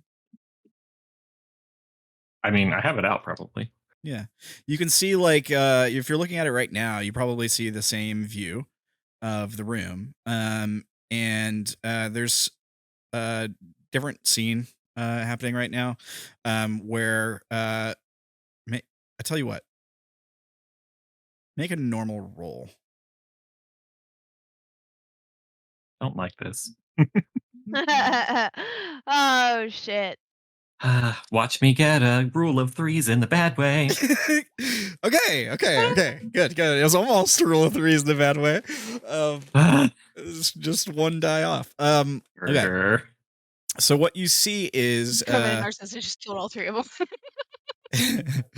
what you see is the Jennifer stopped pacing. She's now going over to the door and she's talking. She's pulling at the cupboard that's been moved in front of the door. Daniel is still mindlessly staring at his video game. Of course, yeah. Yeah, you slowly see her pull the cover to the side, and she like opens the door, and two police officers come in, and they kind of like look around the room, and one like puts his hands out as if to console her, and you can probably hear him saying like, "Hey, are you guys okay? We understand there was a crazy thing that happened. Is everybody in here okay? It looks like, they're like clearly trying to like calm her down." Right. And she's asking immediately. She's like asking them about you. She's like, have you guys seen? She describes you. Have you guys seen this man? His name's Derrin. He was trying to get help. Did he get a hold of you? And they're like, look, we can't explain right now. Sorry, ma'am. We'll have someone look into it. We haven't heard anything about someone trying to get help or anything, but right now we need to get you out of here. You know, and I think it's best if you just come outside, and you might want to pick up the kid and not have him look, and yeah, basically. And so they also get the father-in-law out of the bed, and they're like trying to be careful with him Yeah. because he's a little shooken up too. And they're basically trying to escort them out of the building because of the it's not really like safe. And it's basically a huge crime scene and everything. Yeah. But they're being, you can tell by their body language. Actually make a roll. See how well you can tell. I'd assume you do good on this roll. Yeah, I'm pretty sure I have a +3 already. Let me make sure. Yeah. Okay. Yeah. Yeah. Yeah. Okay. Yeah, you can tell by their body language and sort of like what they're saying that they're genuinely concerned. And they're trying to basically make sure that Jennifer and Daniel and her father-in-law Antoine and everybody's all safe. Yeah, they're doing this basically by the book. You got one guy's like got a notepad out and he's like writing down anything that they say about what they saw as they're like escorting them out of the room, making sure they got all their stuff. Yeah, Waywatcher closes the ceiling hatch as they walk out. And basically that's it. It might stay there. Actually, that was the last command it was given, so it probably would just stay there in the ceiling. But you could order it to leave or something, maybe. Yeah, probably would kind of let it know that where we are, and then we'll have it come to us as safe as it can. Yeah. Let's see here.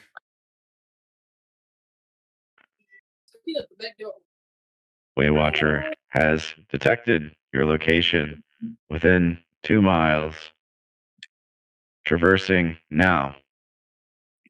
Estimated arrival time 1.54 hours. Okay. Yeah, I'll relay that to Cassidy. Hey, he's coming. I told them to be safe, so.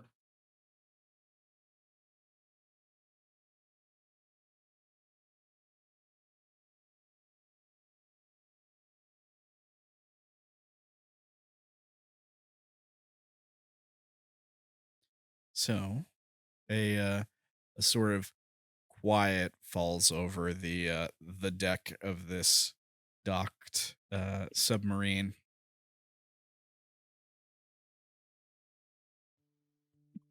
You all sort of have like a chance to sort of gather yourselves. You're all sort of together for the first time since you've entered the sim. It's been a few days.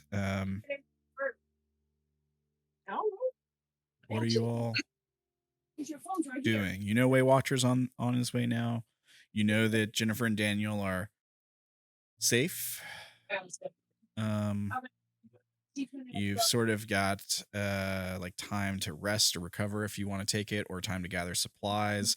Presumably there's all kinds of other things that be going on. Derrin, you still know something weird is going on with that art gallery, for example. What are you all doing? I'm getting the sub prepped for disembarking.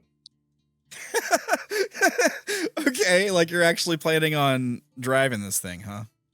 Yeah. Gonna have it ready for when we need that. Is Cassidy offered Dank her toys. Dank would be walking around explaining how things work. I'm checking the location on Google Maps. Okay, so it is right on the river, it seems like. Yep. I don't think her shop would be too far from where it's at. Oh, it's actually on Lake Erie. Wait, that can't be right. This is, yeah, Lake Erie.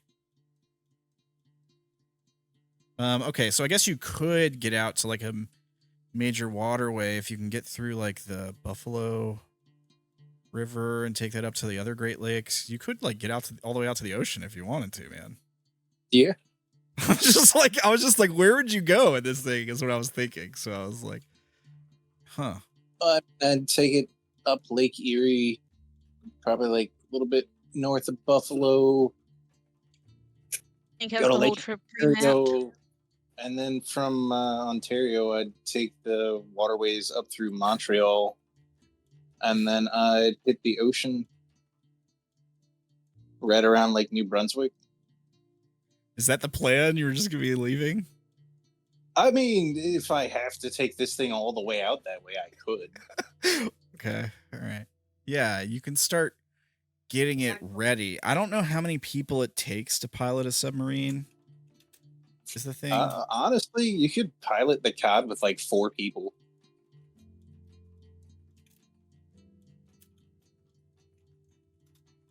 Minimum number of people. Man, this would be a good time to have my buddy who worked on a submarine, like, on standby. I mean, I know it crumpled like a tin can, but there was that one not too long ago that was technically ran by one person and a really, really bad Xbox controller. Oh, We don't yeah. talk about that.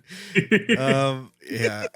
Okay, so I think at the very least, you're like going around getting it ready. So you're like That was a death trap. flipping switches, turning valves, that kind of thing. We're not going that deep. So I just don't know the We're not going to go to the Marianas Trench. Aw. the specifics of how this one is it's not rated for that. how We it know it. works. But yeah, okay. So you're running around getting the submarine sea ready, just like getting systems online and stuff. Yeah. Okay. Yeah, I mean it works. Like it's in working order for sure. Cassidy would help if Dank tells her what to do. I mean, you could do it safely with 10 people, but Actually, you don't do things safe around here. Dank, make a normal roll. Normal roll. I suppose this could be Vehicular operation. no. Well, I guess make one of those too. Sure, yeah. But I was actually thinking of something different. Okay, yeah. You're good on that. You're good on like operation of the sub. This would be like maybe history. Or knowledge. Not really knowledge. This is more like remembering. Insight, maybe? Yeah, maybe remember. That's history. freaking auto hypnosis right there. I feel like auto hypnosis would apply here. Yeah. Okay. I don't know. You notice a couple things as you're like checking the submarine out. Maybe you just weren't really paying attention before you first got here, but it's in oddly pristine condition, even for like a memorial sub that they would obviously like keep clean, and stuff like that. Like it's there's not a speck of dust on anything, which is probably kind of odd. Like It's been retrofitted like twice, man. They've been keeping this thing in working order since it was commissioned. It was decommissioned for a bit, then they completely renovated it, recommissioned it, and after 85, when they recommissioned it, they kept it open for like tourism purposes, but it's still fully functional, which is nuts. okay. No, he's saying like this thing was almost like waiting for you, clean. Yeah, like I mean, I get what you're saying where it's like it's all kept up to date and brand new and stuff. Yeah, there's like things are oiled that wouldn't have normally been oiled. Stuff like that. Yeah. And there's something else too. There's some kind of you feel some kind of strange I don't want to say connection. Oh my to god, this is your next memory. It feels kind of like home. You know, there's some kind of like surreal familiarity and sort of safety. What's the sub made out of? Yeah. Dear God, don't tell me it's blue. Well, it's painted black, so maybe Scratch under off the paint coat. Yeah, I might actually do that. Just check for scratches on the paint because that paint wasn't there before. yeah, it's like super pristine, so there are no scratches. But you could like, I don't know, pull out a knife or dig your fingernail in really hard, maybe try to scratch some of the paint off. Yeah, I'll go ahead and do that, like right by the porthole. Sure. Scratch. Yeah, you Gloss, do, and you see a familiar gloss underneath. God damn it! How are we gonna lug this thing around? Well, you remember how we got into the simulation. We're gonna take the sub to the flooded countries. Those bastards won't know what hit them. That's hilarious. Neither will we. We should totally do that. I almost feel sorry for these poor bastards. Oh, yes. Nah, I'm good. I said almost.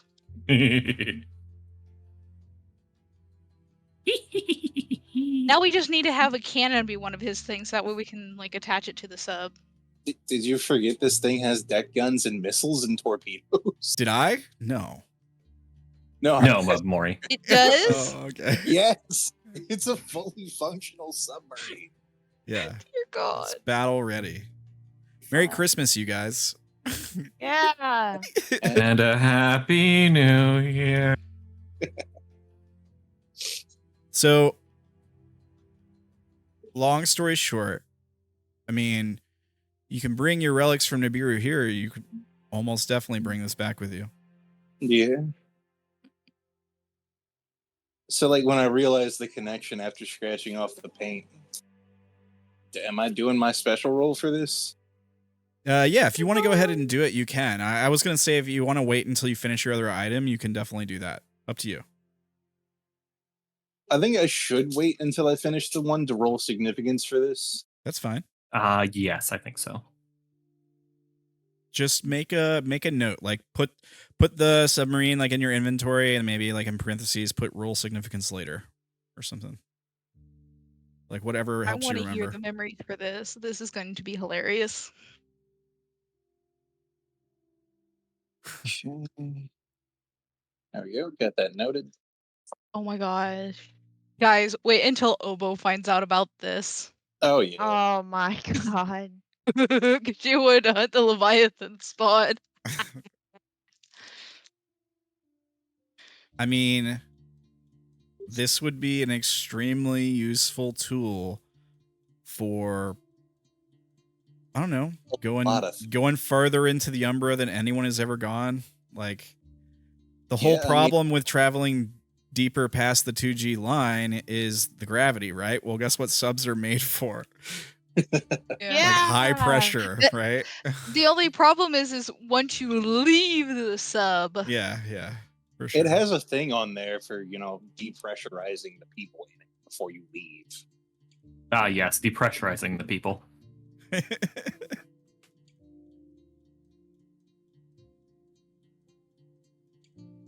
That means we're gonna be able to like sleep in real beds in the Umbra. Yeah. Oh. Real beds, everything on it is kitted out. Yeah. There might even be like some, I wouldn't be surprised if there was even like some, I hope there's an bring oxygen it back to candle or the two. Nibiru. oxygen candle or some rations. There might be some there's probably all kinds of systems on these things for it to be fully independent, because these things are made to be like underwater for like weeks or months at a time. 75 days. Yeah. Oh, okay, Ramblin, I have a question. Yeah. So all of the bullets inside Dank's gun, he gets to bring back to Nibiru, right? Whatever ones are in the gun. Yeah. They have to be in the magazine inside of the gun, yes. Yeah. Right. So anything we stock inside the sub, we get to bring back with us, right? Because the same logic. I mean, that's a good point. Oh shit! Within reason. Guys, we can I'm bring gonna take good so much food money. back! Food! Well, alrighty then. Within reason. Like Within reason. We're not going to abuse this. yeah. Like if you put like 1,000 people on the sub or something, I might be like, you get back and none of those people are there anymore or something like that, you know. They all Yeah. die. Die for real. No, my thought was is like actual food, hot dogs, hamburgers, I would waffles, chicken. I would say like Food's there's certainly almost certainly there'd be rations on the sub, I would think. Yeah, I mean, the sub was designed to house like 120 soldiers. And because rations are kind of like part of the sub, you could argue. I would say almost certainly those would go with you. Maybe like if you went to McDonald's and brought the food back, it might not. You know? Yeah, if it's something that would have been on the submarine, I'd argue that it could go with. Yeah. Now the thing is, uniforms. Submarine crews have like some of the best food. Yeah, they do. Probably do. Yeah, I have no idea. No, they literally do. I heard about the fucking rations for one, and it's like, oh my god. I would assume they have whole kitchens and stuff. Restaurant. They do, yeah. Yeah. They do. Yes. They literally, because it's like such a stressful thing, they have the best food so that they don't fucking murder each other. Oh, okay. And I wouldn't even be surprised if there was like a hydroponics room or something, even, or something that could be retrofitted into that you could make into that. You like grow your own food. I can at least bring spices. There would 100% be a fish tank in there. Yeah. Bring some lobsters back to Nibiru. As you Look, watch, here's your diabolical cousin that tries to eat us while we eat you. as you watch Naela tapping the glass of the fish tank. Don't tap the glass. Well, you guys gotta realize all of this shit, or most of it, is new to her. Yeah. Yeah. You could have like Nibiru's best restaurant that just like travels around the Umbra. Yeah. I mean, maybe after we finish the main story. Yeah. The fish in the tank, Naela, are brighter than fish you're accustomed to, maybe smaller. They're almost like prettier, if that makes sense. I think you're gonna need to stock up on fish food. You might even say that they're clearly less dangerous than like the fish you would normally run into. Whereas like a lot of fish you might typically find in the Umbra might even be like, there might be a lot of mutated fish, you know, like unhealthy fish because their waters are polluted with like rust and stuff. Now, a lot of the fish would be like kind of evolved to like survive this kind of stuff. But you might run into a lot of like, seeing this fish are probably different fish than what you're used to. They probably look weaker almost in some case, to some extent. Like it might be hard to imagine them surviving by themselves. Like this one look you could have on it. Make a normal roll. There be a lionfish in there. As you're like checking out the fish tank. Sure, there can be a lionfish.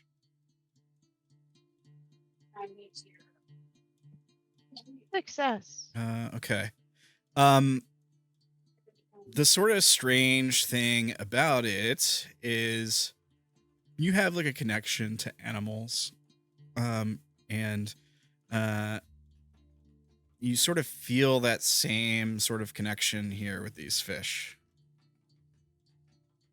And that probably, the concept of that is probably strange to you because you know this is all a simulation.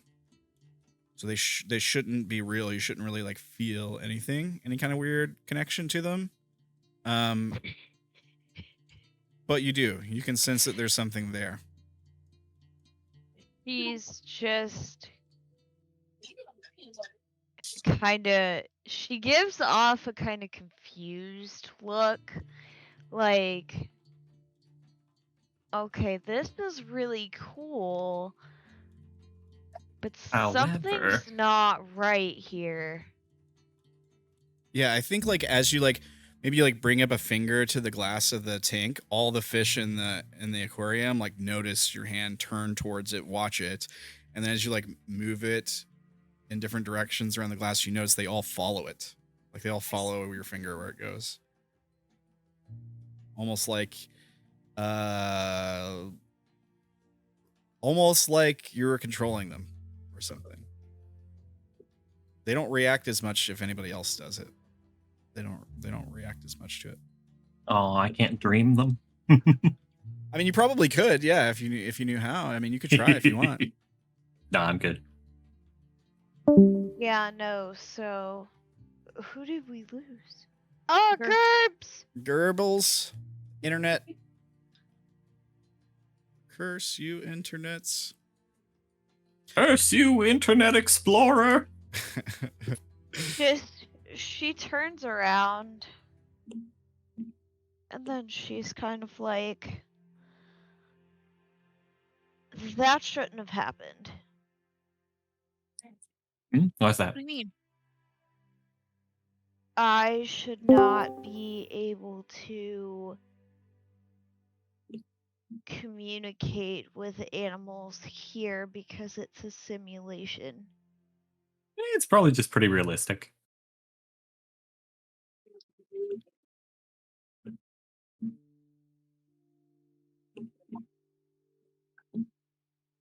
She's gonna turn to Ernest and see what he thinks.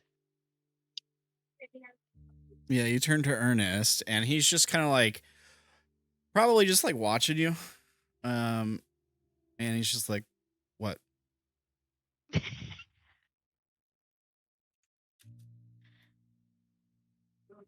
You probably you probably know more about this than I do. But is this normal? And she's gonna trace her finger along like the glass and like a certain figure or whatever. So if she does like a twirly whatever, I'm assuming the fish like do something along the same lines of the effect and follow my finger. Yeah. Yeah, they do. And then when you're done, they sort of just go back up on about their typical fish business. You know, one of them Fish business. might be like playing with some bubbles coming from like the filter or something. My boss. And Ernest kind of like looks back at the tank for a second, and he kind of shrugs, and he says, well, I mean, maybe it's not entirely unreal. I mean, we don't know how it all works, right? I mean, for all we know, there could be some fish plugged up to a machine somewhere, right? But the fish would be mutated, not bright and colorful and pretty. Yeah, he kind of nods and he says, assuming it was in the same environment as the fish we're accustomed to. Or, I don't know, these folks said they woke up in pods or something, right? I mean, don't get me wrong, they could be computer simulation fish, like not real, but maybe like Derrin said, maybe it's just a really realistic program. Maybe Fair it's so enough. realistic that it works like the same thing. Yeah, I mean, that's possible.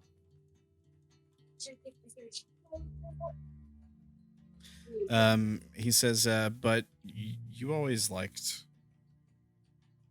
the animals and felt a connection with them. Maybe even here you can, well, at least see a different kind of animals that live differently to what we're used to.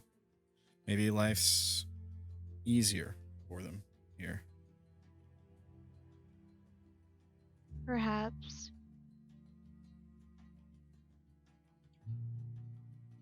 He's like, he goes, so how do they get electricity in this thing anyway?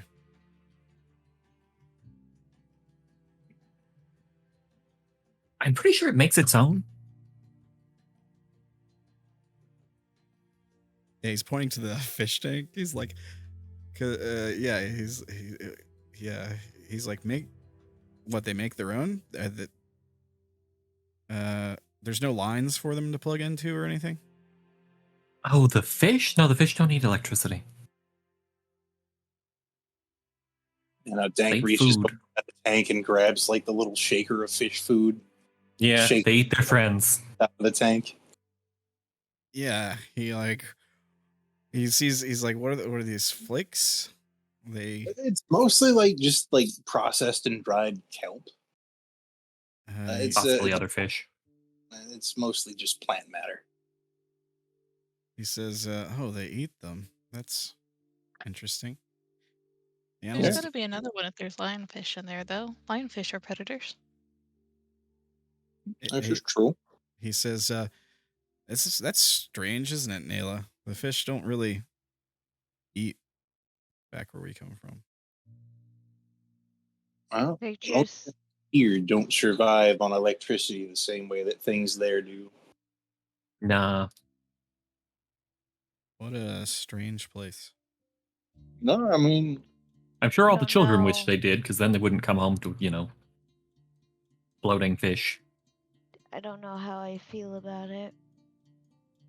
look at yourselves. You eat things to survive. You don't like hook yourselves up to electricity to gain nourishment. Well, yeah, but there's a reason for that. Well, some people believe that humans can't feed off electricity anymore because something we did wrong. It's like a punishment, and that's why all the other animals just need light from the core.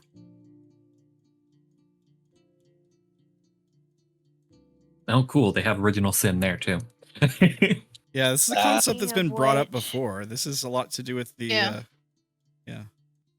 Cult of Silence, right? Yep. Seems no matter where humanity goes, they always mess something up for themselves. That's not Surprise. actually... Never mind. It's not what I was saying, damn it. Listen, we need to get back home and we need to get that power source back to Nantaku. I need to shake someone's hand. In Nataku or here? Yeah. No. Okay, well, we need to wait for Weight Watcher and then get the hell up out of here. Cassidy's gonna go back outside to wait for Weight Watcher. I don't necessarily like being in closed spaces, so yeah, I'll follow you. Dank, you get a text message. All right, check my phone. Yeah, it says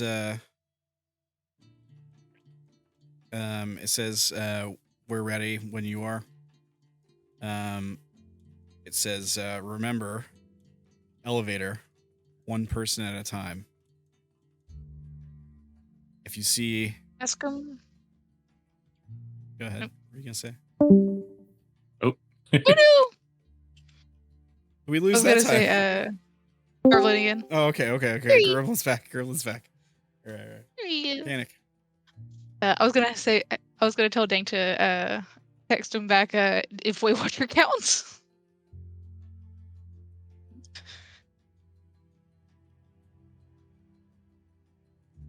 So it comes in as like several text messages, right? It's like first, it's like we're ready when you are. Right here, let me type it out.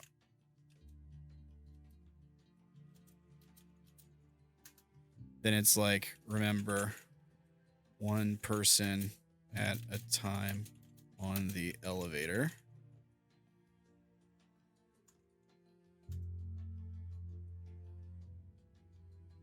And it says,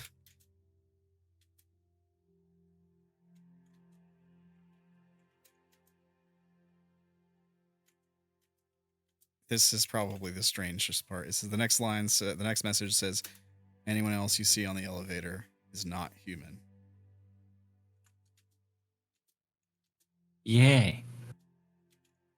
Don't take your eyes off them. All right then. What in the horror bullshit?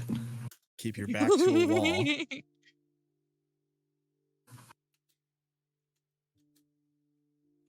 It's elevator time. No. Did you ever watch that show? No.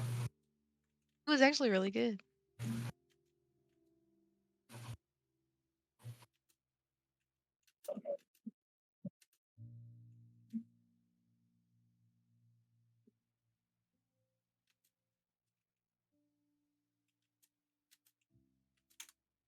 And it says, if you see the old man in a suit, don't get on, in all caps. Just politely refuse and say you'll be catching the next one. Hi, Silas. Then it says, you say noted, see you soon. And he says, Ask him if Weight Watcher counts as a person or if I can take him with me.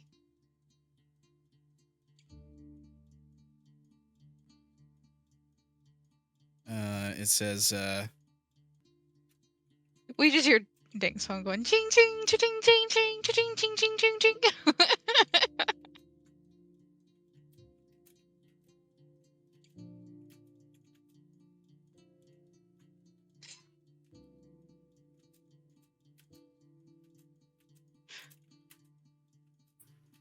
I definitely read that as crayon. Took me a second too. it says, if there's a woman on the elevator, be polite and make small talk, but don't take your eyes off her and do not tell her anything that is the truth. Would the robot count as a carry-on? Weight Watcher.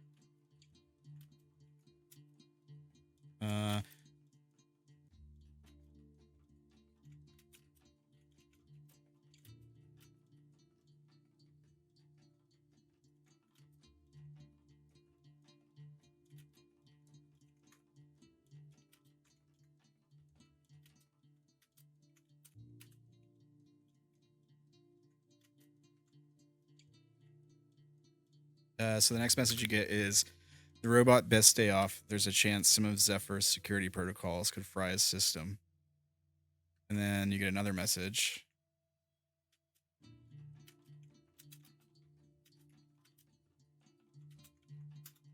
It says, apologies, we'll try to look into fixing that.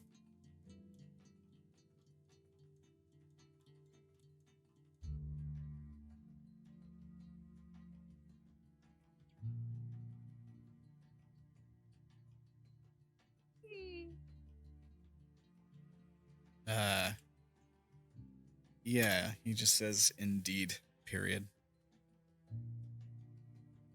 All right. I'd be sure to relay the protocols of riding the elevator to the rest of the group. Exact detail and stress the importance of following instructions to the letter. It's a strange set of instructions. Inspired by Well- a recent SCP article I read. See, I thought it was based on observation duty.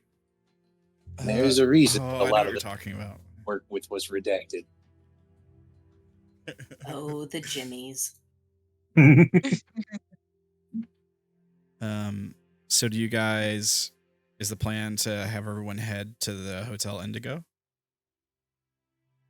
Take it this is when about Weight Watcher shows up first. Yeah, Weight Watcher shows up after like an hour and a half, sure. You guys have been like, Dank's been going over the sub, making sure all the systems are working and stuff. They do. Weight Watcher eventually shows up. It would probably, unless the gangplank is down, it might have trouble getting onto the sub. No, the gangplank could still be down. Half the Okay. people who live here don't know this place exists. The other half don't pay any attention to it. All right, fair enough. So yeah, Weight Watcher shows up eventually. Normal old Weight Watcher, fine, not harmed, good in all aspects. Here, you can have your kid back. There you go.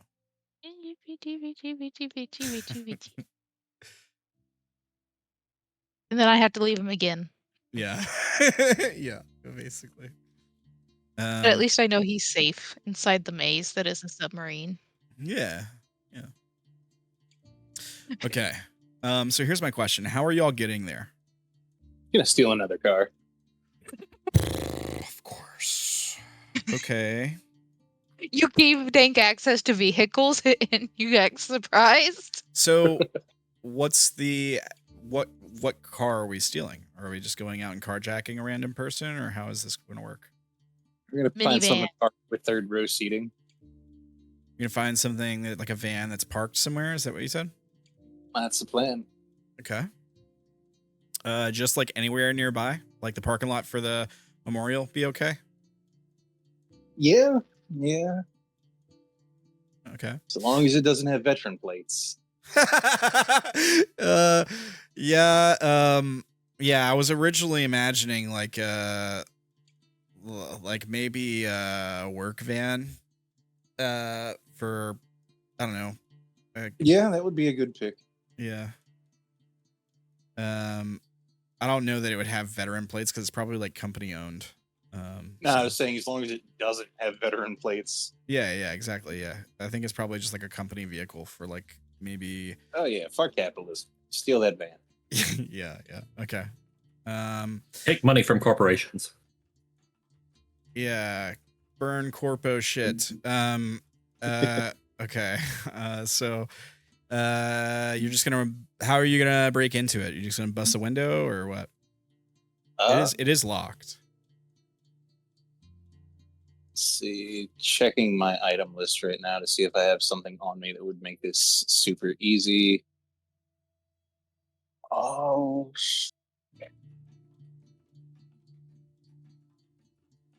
do I have Anybody got a Jimmy? Yeah, I have a lockpicking set. Okay.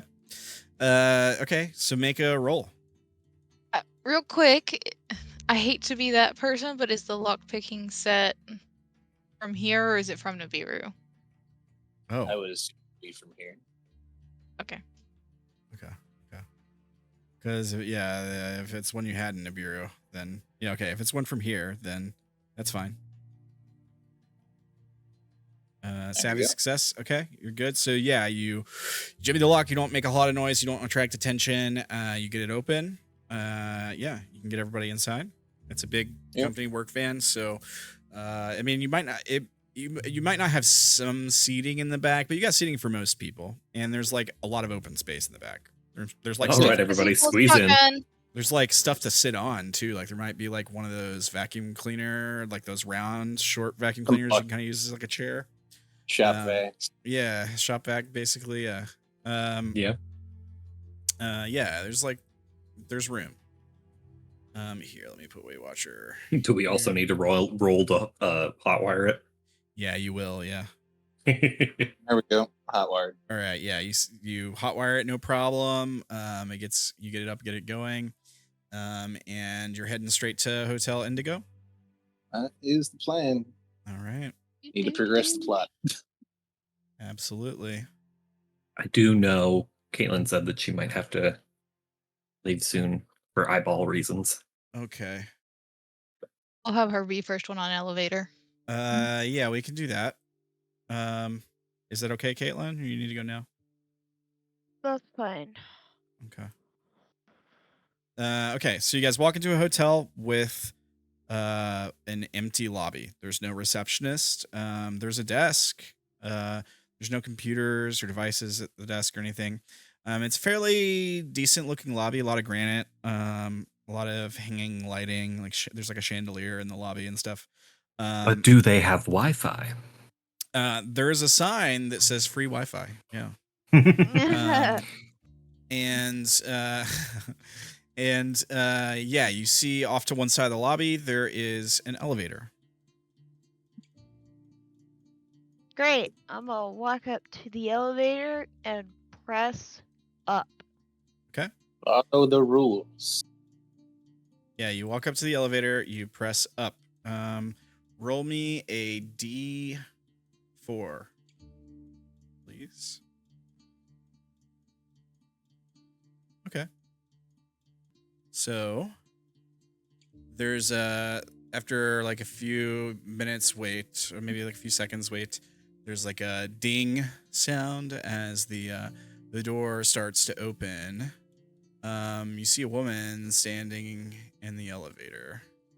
She's kind of looking at you. This sort of, she almost kind of looks sad. So she's wearing like work. Oh gosh, I've got you guys on the wrong map. Let me bring you guys over the correct map. I'm sorry, I thought I moved you guys already. Here you go. Okay. Yeah, okay. So the door opens up. You see this woman standing there. So she's wearing like basically like workout clothes. Essentially, like I don't know if it would be Under Armour or something, but she's also kind of sweaty. And she looks kind of sad. She's just sort of like staring at you vacantly when the door is open. Her head, like just like the picture, her head tilted to one side. Her hair is a little bit messy.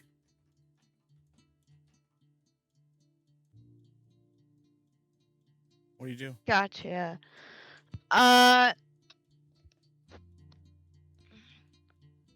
She's like chewing gum. Naela's She's like kind of like chewing gum in her mouth with her mouth open. Like slowly too. I don't like making popping sounds or anything. It's just like she's bored.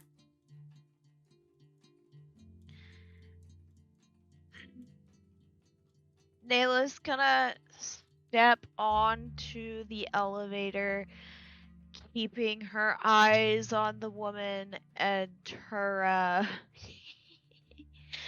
her back to one of the closest wall. Yeah, okay. Yeah, you cautiously step onto the elevator, keep your eyes on her.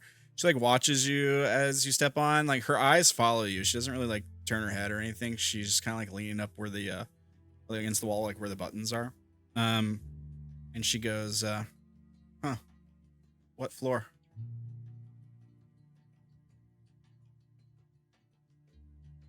Oh shit, we weren't given a floor, were we?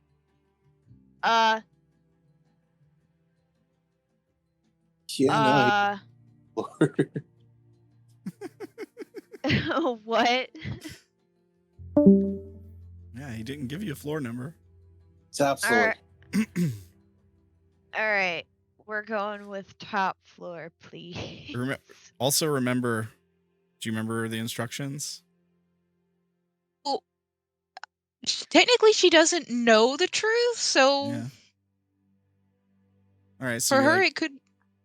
you're like top floor. And she kind of like stares at you kind of absently for a second. And she shrugs and she hits like the highest floor number. Make a perception roll, Naela.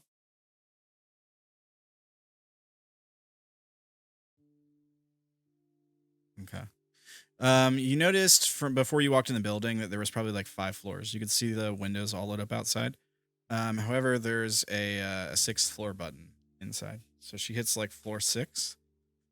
She stands there watching you. She says, are you new to Cleveland? Are you from here? Yeah, I am from here, actually. She kind of like nods her head. She starts like playing with the end of her hair with one of her hands. And she says, cool. I've just been staying here for a few days. Work. She's like, just coming back from a workout. She goes, what brings you to the hotel?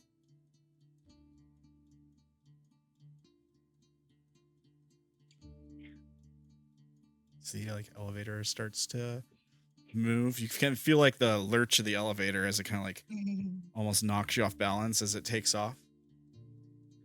Well, You can take these. you see the look of me, right? I'm here to catch a score, if you know what I mean. And then she does like the smoking motion. Yeah, she nods. She doesn't even seem to notice you said something kind of out of the ordinary. Like she said, she kind of nods along like you just said, yeah, love it here. didn't say anything weird. She just kind of like nods. She's like, okay, cool. She goes, so, what's the weather like out? I got a date later tonight, just wondering how I should dress. Bring an umbrella. It's really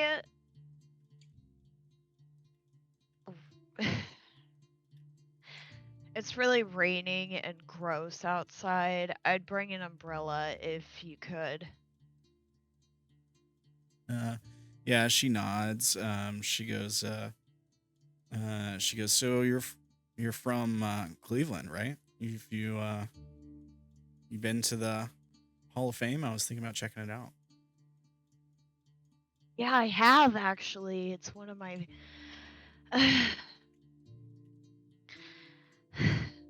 it's one of my sister's old favorite places to go to. She nods. She's okay. What was your favorite part of the exhibit, if you don't mind me asking?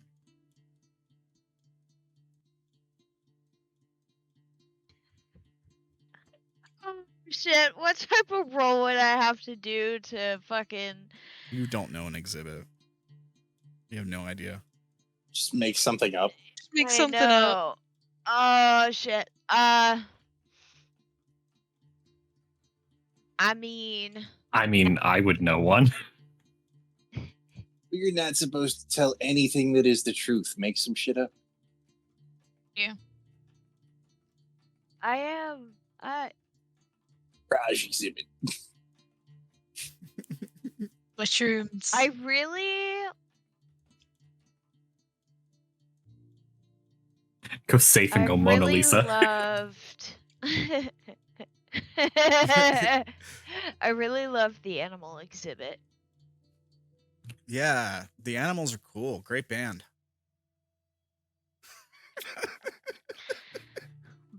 Best damn band I ever heard. Yeah. Yeah, they rock for sure.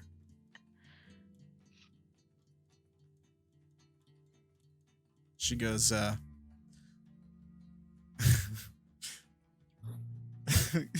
just trying to think of ways I could possibly trip you up here. A lot of them are too silly. She goes, all right, well, I guess I'll catch you later. Are you gonna be staying in the hotel long? Maybe we'll run into each other again.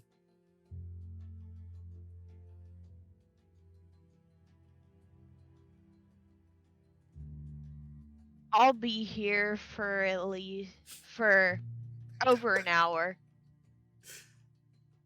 So. Yeah, she's just like, kind of shrugs. So maybe. Hope to see you again. yeah, she goes, yeah, I hope to see you again. She go, there's a ding as the elevator opens up, and right before you step out, she goes, hey, are you human, by the way?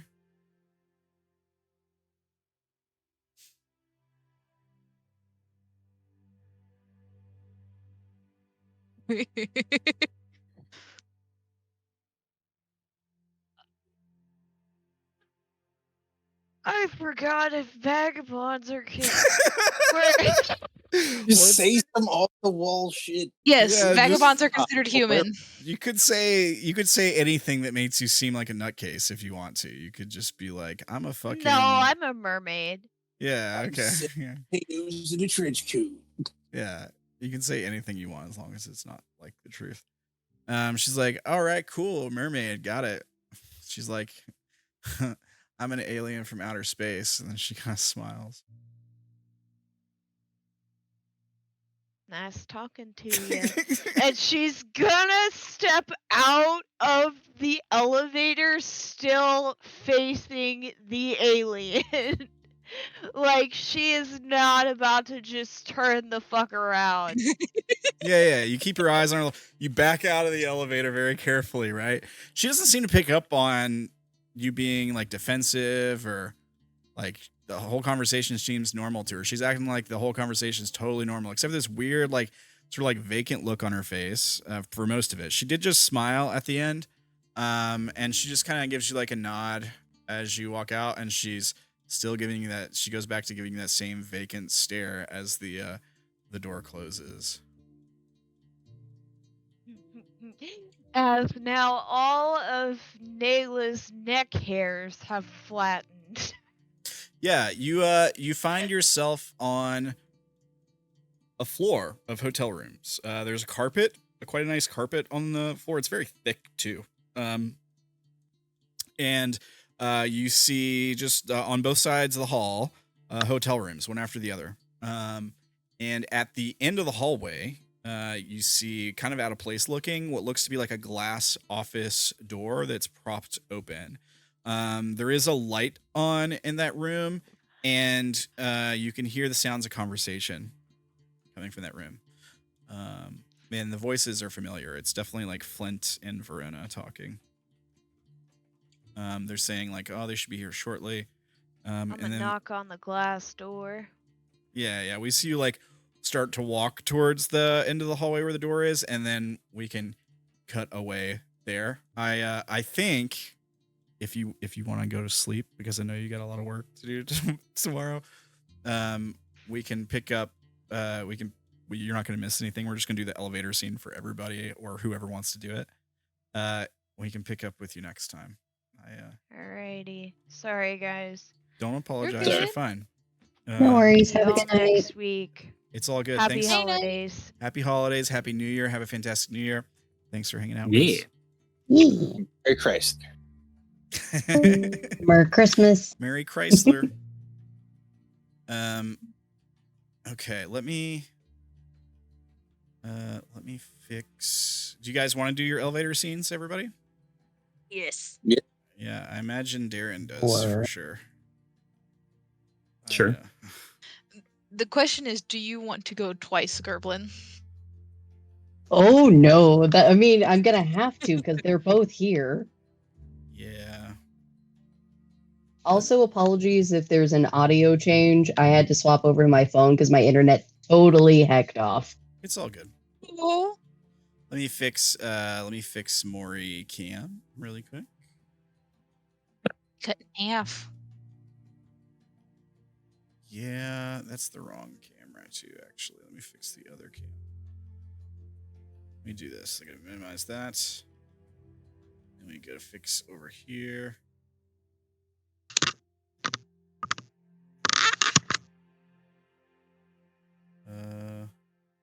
This? Yeah, okay. So it's gonna be like 3. It's closer to the right height. And then the bottom Sweet. should be like that. Perfect. All right, we have you fixed. We have you dialed in. Okay. So who wants to get on the elevator next?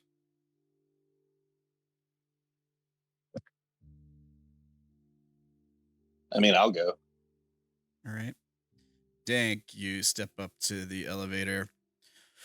Roll me a d4. Get the woman too. Roll me a d4 until you don't get a 2. I don't want to do the woman twice in a row. 3. Okay, this is actually kind of an interesting one. All right, so there's a ding, and the elevator opens, and you see a homeless person sitting on the elevator. Clearly, it's an older guy. I actually don't have an image for him for some reason. I thought I did. But he's wearing a like several jackets. The one on the outside that you can see most clearly is quite frayed. It's dark green. It hangs down past his knees. There's a bit of a smell coming from the elevator when it opens. And also he's facing away from you in like the back left corner of the elevator, like facing the corner, like a kid putting time out or something. Yeah, you can tell he's very dirty. He does have a lot of hair sticking out from under like a bandana. It's the same color of the jacket he's wearing on his head. And you see like a puddle underneath him. Okay. Smells the elevator smells like asparagus when it opens. Oh, What do you do? I'm walk in, keeping my back to the walls, standing near the buttons, make sure I get the guy in clear line of sight, not take my eyes off. I'm gonna hit the button for the top floor. Yeah. You step into the elevator. You don't take your eyes off. You hit the button. He's not near the buttons at all. He doesn't even like pay attention as you walk on the elevator. Yeah, the doors close. The elevator kind of lurches as it starts to move up. And the man seems to be jingling something in front of him for a second before you hear like a zip sound. And then he like turns around and looks at you for the first time. He's got a very long, unkempt, probably brown beard with specks of gray. He's got a couple scars on his face too. And he's got he does have like really like cool blue eyes, like really light blue, like ice blue. As It's like looking into a dirty mirror. Yeah, exactly. Yeah. So he like turns around and sort of like locks eyes on you. He looks a bit older than you too. And he just kind of stares at you for a minute. Just kind of stare back. Yeah, the two of you like stare at each other. It seems like quite a long time, like an intense amount of time, like an uncomfortable amount of time. Like 30 seconds goes by of you two just like staring at each other. For it's like a minute and a half. The elevator's still going. Like it was only like 6 floors, but the elevator's like still going. The man he kind of like sways slightly to one side, and then he opens up his arms as if to like give you a hug. And he kind of grins, only slightly. Does he take a step towards me? No, he just like opens up his arms to like offer you a hug. You can make a roll if you want to like insight him or something. Yeah, I'm gonna definitely do an insight roll. It's fucking weird. I'm not familiar with SCP.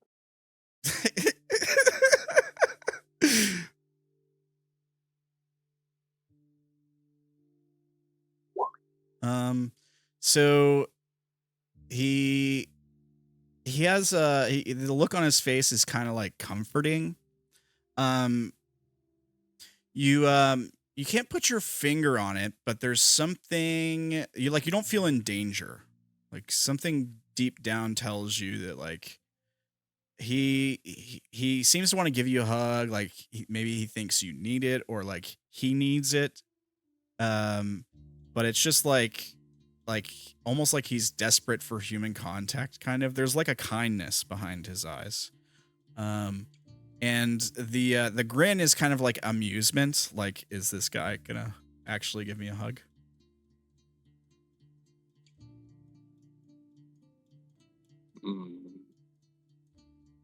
Like, you don't get a dangerous feeling from him. He doesn't move towards you. He doesn't seem to be like aggressive or anything. He just smells like pee.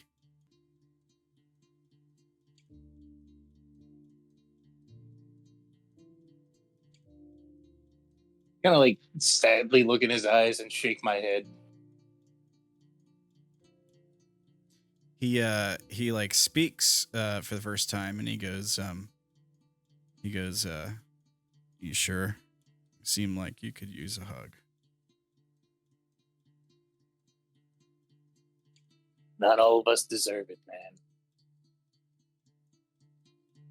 man. He sort of he shrugs, and his weight shifts again, almost like he's a little stumbly, and he kind of like leans up against the wall, and he just like stares at the like the buttons, like looks away from you and kind of stares at the buttons on the elevator.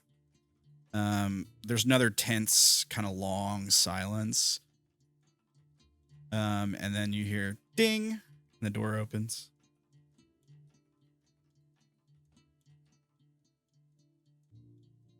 I'm gonna go ahead and step out. Yeah. Keeping your eyes on him, right? Yeah, keep my eyes on him, back to the wall the whole time. Yeah. You step out, and he kind of watches you as you step out, but mostly just because you like step into his line of sight because he's looking towards the buttons by the door.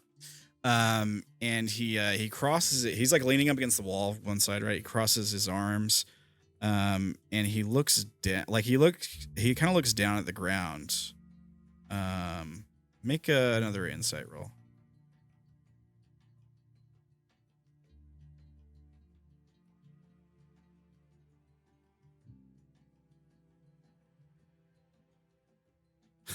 Ugh, Yeah, you have no idea. I'm gonna influence that one. Okay.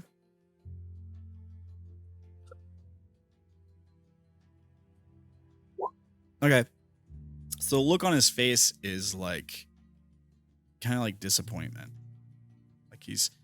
Like he has this look on his face like he's smelled something bad. And I mean, this is a guy standing in a puddle of pee, right? Right. But that's not the pee. The pee doesn't seem to bother him. Yeah, he doesn't look at you. He's clearly like disappointed in you. Like there's something about you that disappointed him. And that's the last thing you pick up on before the door closes. And you're on the top floor. You look around, there's nobody around. You do see the same hallway that I described for Naela, where there's like lots of hotel rooms on either side. And at the very end of the hallway, away from the elevator, is like this glass office door that's like propped open with like a doorstop. You hear the sound of talking coming from that room. I'm gonna head over that way. Yeah, we see you start to walk towards the office. Okay. We cut back to the lobby. Who's going next? I could go next. Okay. I would have you roll, but I'm actually just gonna there's a certain encounter I want to give you. Here. Real quick before we start again, the Special. rules are just like don't say the truth and keep your eye on them. For certain ones. It depends on the one. So like Right. So the don't say your truth is if you encounter a woman on the elevator is what he said. If you encounter Okay. a woman on the elevator. Yeah. And the other thing was like remember that they're not nobody on the elevator is human. If you see anybody on the elevator, keep your eyes on them.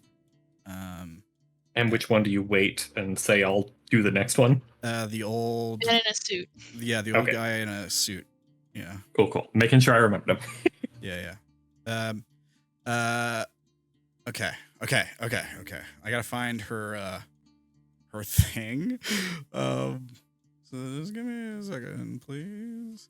Oh, dear, another woman? I have to tell lies? If you aren't good at it. I'm not. I'm terrible at lying. I don't know where her token Lies went. and slander. It's gotta be under human, I would think. Look, There if it I is. fail at lying, that's saying I'm bad at lying. Am I really good at lying? All right, so the elevator dings, and as it opens up, you see this woman. You immediately recognize her standing in the elevator. I recognize her? Oh, okay, yes. He's given her different art. It's the same. I was about art. to say, I think, was it? I don't think it was. This is No, this is the different art. this is the councilwoman, right? Yeah, I think there was different art. Was Yeah. there? I The other art was think. I'm Nibiru not art. sure. Oh, maybe it was. I thought it was. I thought. Either way, I yes, could be- okay. I could just be insane. I don't know. I thought this was it. It's okay, you're also insane. It looks really, really close to it, but it's not Nibiru art. Maybe I'm just freaking crazy. We're all Yeah. crazy. I don't, Andy, what's that? Oh well, we'll pretend this is the lady. Yeah, no, it's fine. It's the lady now. Yeah. Okay. So she's just sort of like standing there looking at you. She's wearing her Nibiru clothes. She's wearing everything she was wearing like the last time you saw her. And she's standing in the elevator looking at you, kind of expectantly. Yeah, I'll get into the elevator, kind of keep my eye on her and poke the button for the top floor. She nods and she goes, huh, what are you doing here? I could say the same for you. She kind of makes a face. She's like furrows her brow. And she goes, yes, I suppose you could. Strange set of circumstances, isn't it? Oh, no, I do this every day. She goes, do you ever imagine a trip to the flooded countries would be like this? I can confidently say that I had no idea. That's a lie, right? Yeah. She goes, well, are you making progress on the fix for the circle?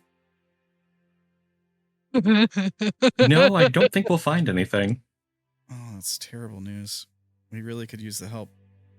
People are... Well, there's been some commotion in the streets since you left. Nonsense. I'm sure you all have it well under control by now. She goes, oxygen is getting scarce. People are, well, becoming violent, turning on each other. And Nataku is not, it's not what we stand for, is it? I thought it was everyone for themselves. She wears a really sad expression when she hears you say that. And she goes, I guess I thought we were building something different than the Arku here. But once you strip away people's comforts, the luxuries they've gotten used to, they turn on each other just like animals, don't they? Yeah, I've never believed people can change. It's good. It's so good. She she nods as like a tear runs down her face, and she says, I guess I just had foolish hope for Kamu that we'd find a way to change things, make something different.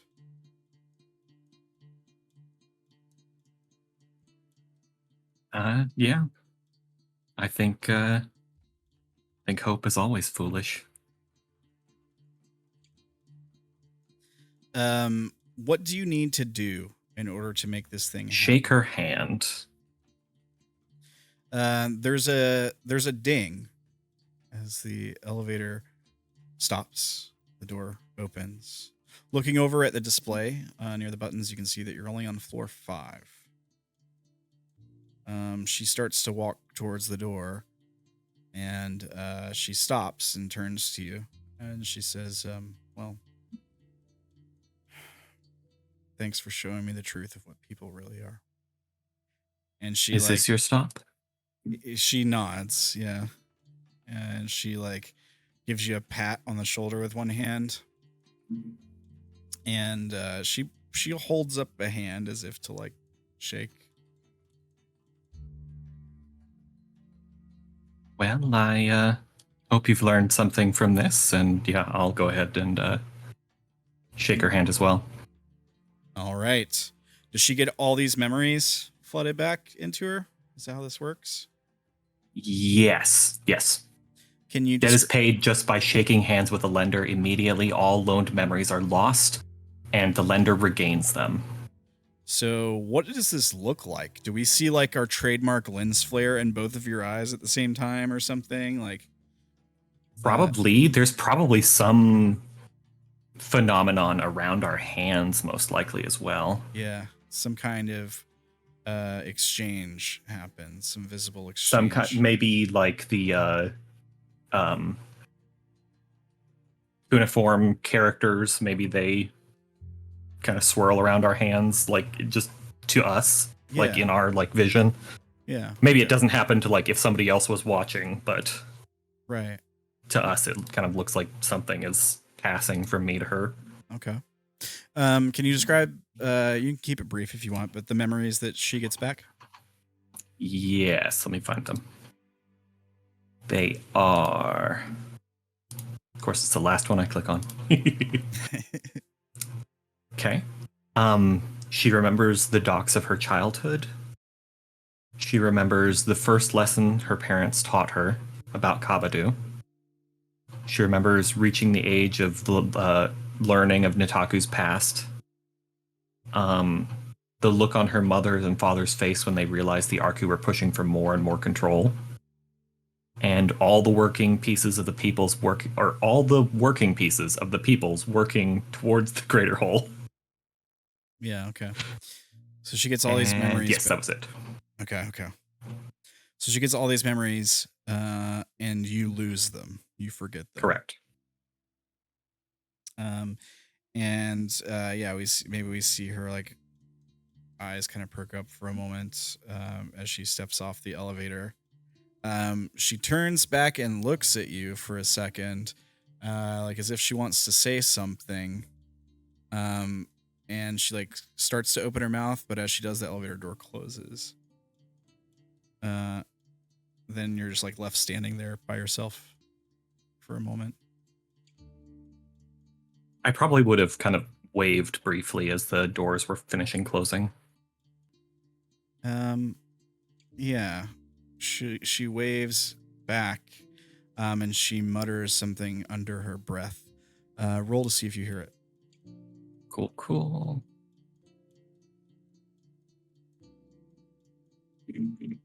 Barely.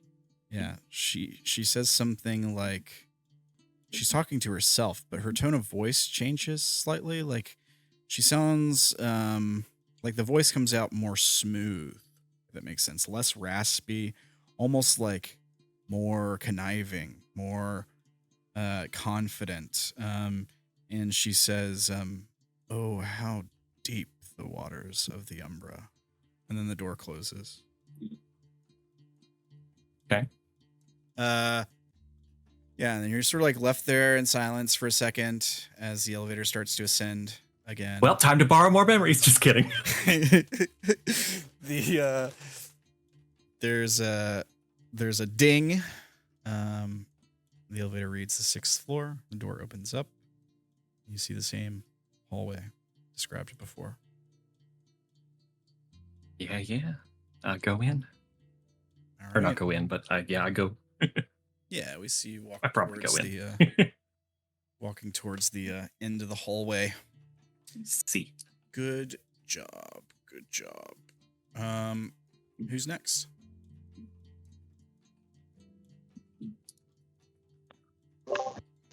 I guess I'll send one of my kiddos. Let's go with Angie. All right. You step up to the elevator. Roll me a d4.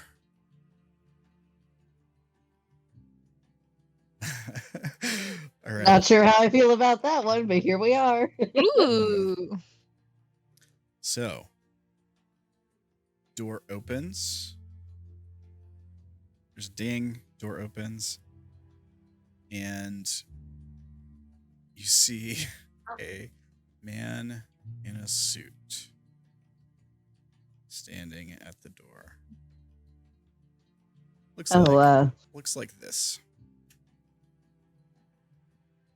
Alrighty then. Yep. Very nice. He says, here, let me get the thing. Sorry, were you going up? No worries. I'll just catch the next one. Thank you, though. His hand comes forward to hold the door open. And he says, Nonsense. It could be quite some time until the next elevator arrives. Wouldn't want to inconvenience you. Please, by all means. Oh, no, I'm perfectly fine waiting. You do go on. I'm sure you're busy. Is there a reason, may I ask?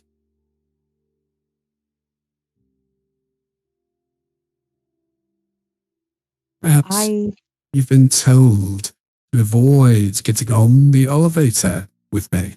Is that correct? I just prefer writing on these things by myself. Well, I suppose I can certainly understand that. Being alone is so much easier than having to deal with ruckus, wouldn't you say? Oh, I certainly agree. Solitude is peaceful. Well, understood, I suppose. I'll let you catch the next one, then. Enjoy the rest of your day. yeah, he kind of like lets go of the door. He stares at you as the door closes. He doesn't break eye contact with you until the door closes. Yeah, Amg just gives him this like vaguely polite smile and watches him the entire time as well. Make a insight roll on this guy. Ooh. Dun, dun, I can make this happen. dun. That moment of like, I don't know that I have any insight skills. You can just make a normal roll then. Or you can make a memory. True, I have plenty of memory points. Sure, let's make a memory. All right. Automatic success. How many points are you spending? Cool.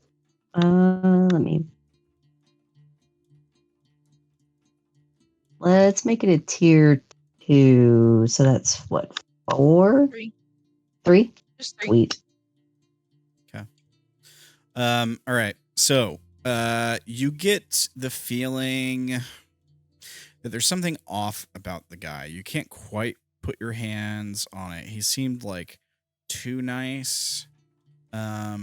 He also seemed very controlled. He clearly really wanted to get you on that elevator. But he wanted to avoid making a scene for some reason. And you get the feeling that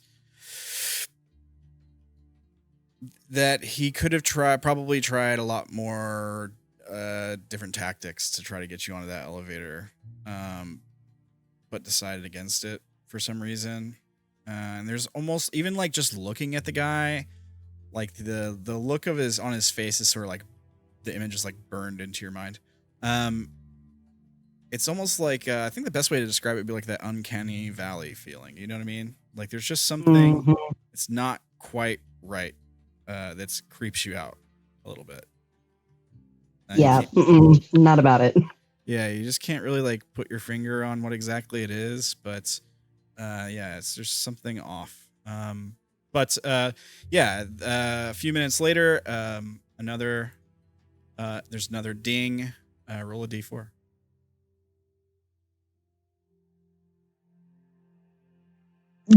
No. Yeah, so the He just elevator loops. opens again. Welcome Yeah. back. And again, this guy is sitting there. Oh, Well, I see we meet again. I suppose so. Perhaps fate, you think? I still simply prefer to do this by myself. I do apologize for wasting your time once again. I do so apologize for the inconvenience, of course. If I could simply get out of your way, I would love to do that. Unfortunately, I'm not exactly in control of this whole elevator thing. You understand? Oh no, I completely understand. Perhaps we'll just try again. Are you certain? I mean, pardon my intrusion, but it might be easier or less awkward if we just got the ride over with, so to speak.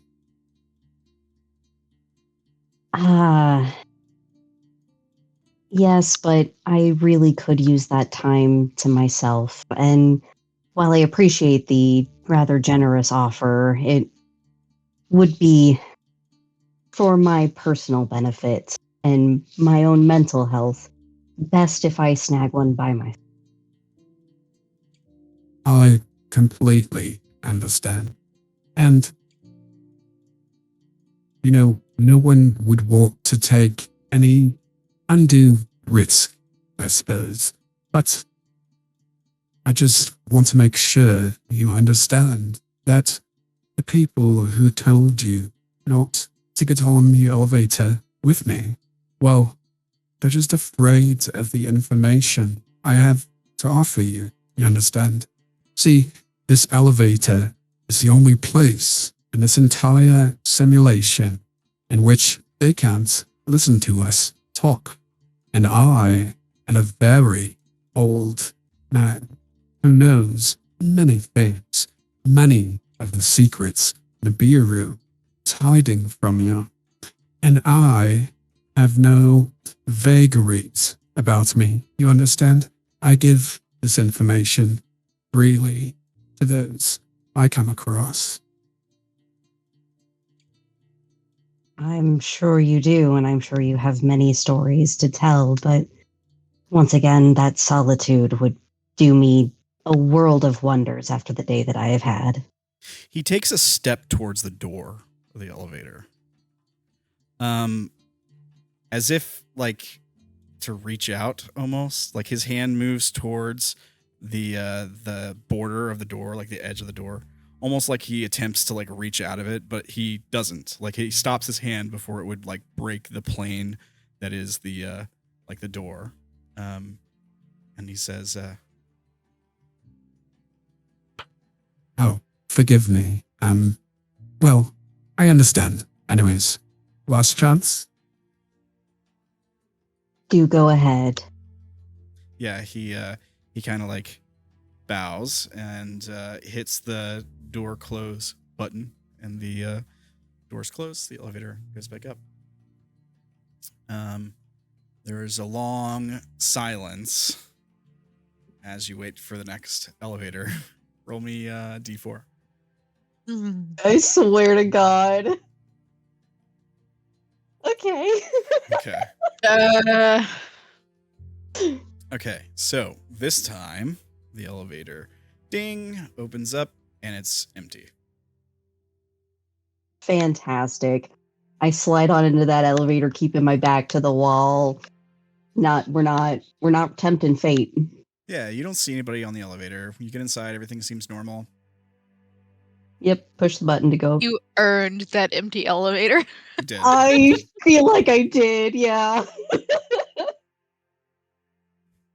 All right, so yeah, you hit the elevator doors close. You feel the lurch as it starts to move up, and it's kind of a long wait. You see the numbers on the display going up. 1, 2, 3, 4. It gets to 5, and then everything goes dark as you feel like a sudden lurch as the elevator shifts to one side. Make this would be like an athletics roll. It lurches pretty hard.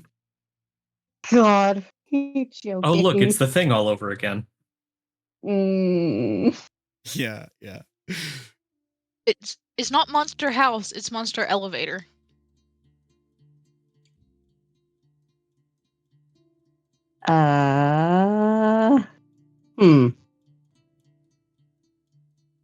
Can I use my trained combat skill? Sure. Since it's a melee skill? Yeah, Sweet. All right, now let's see if this will function. Boom. Okay.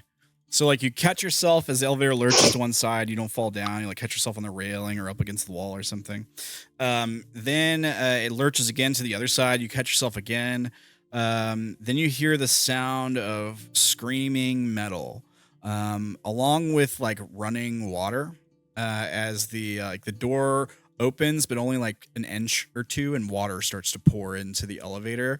You feel the room shifted to one side at like a 45-degree angle, as the entire elevator like shifts to one side. Water starts pouring in. You can feel the vibration of the shaft around the elevator being torn apart.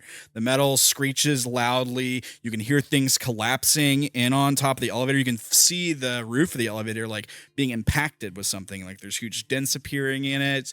And you can feel it like being pushed down as water starts to fill up the room. What do you do? I was not prepared for this. Date did not prepare me for this. Oh,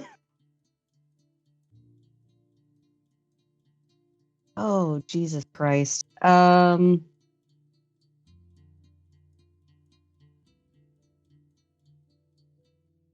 So all we know about this elevator is the people on it aren't human. There's nothing else that we've been told, really, correct? Yeah, people on it aren't human. Keep your eyes on them if you encounter them.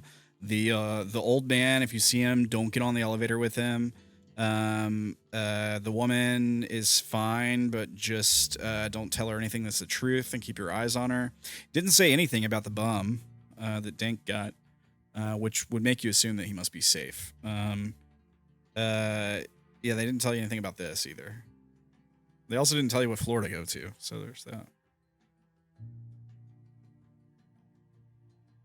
Huh. I think finally found which SCP this is. Oh, fantastic. It's a relatively new one. It's based on a hotel, I think.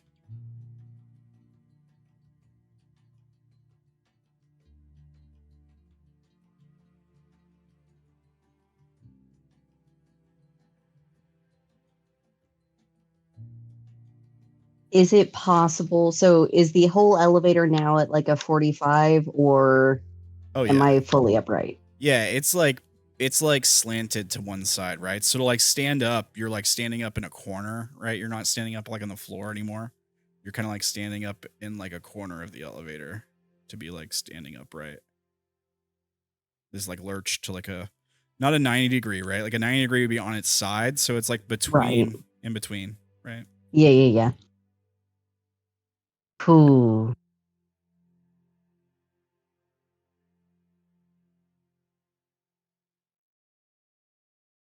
Yeah, there's like alarms going off. The lights, the power cut out like immediately. You can hear like an alarm somewhere in the distance, and the sound of like people yelling, like, and just water pouring in, just like cold water. You see like looking through the gap in the door.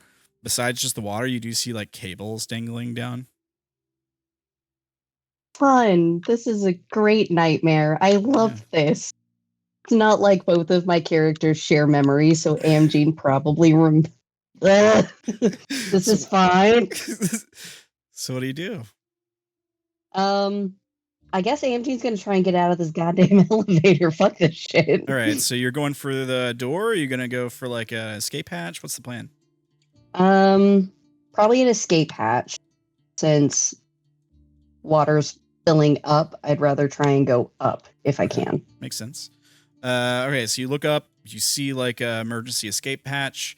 Yeah, you can it's kind of like more to the side now, I guess, because the way it's tilted. So you could easily like climb up on the banister railing or whatever and reach it. Make some kind of athletics, physical fitness check to see if you can pry it open. Cool. It's a bit damaged, so. Yeah, I assume I can once again use my melee combat skill. Yeah, of course, yeah. Hell yeah. All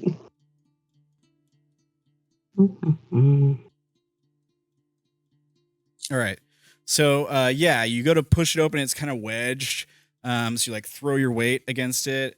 You feel it give slightly, and then there's just like the squeaking sound of metal bending. And then you like kind of like lean back and put full force into it and like hit it with your elbow really hard. And yeah, it flies open. Just then, you hear everything goes like silent. You feel like pulling sensation in your gut. And there's a ding, and you're standing in the elevator normally, and the door opens. There's no water. You're on the 6th floor. Oh, I hate this place. Yeah. Poke my head out of the elevator, I guess. Yeah. You look down, you're dry.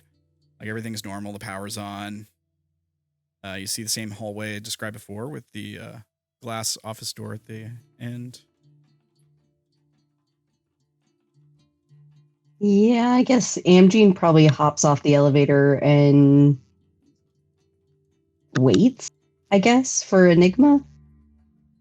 Okay.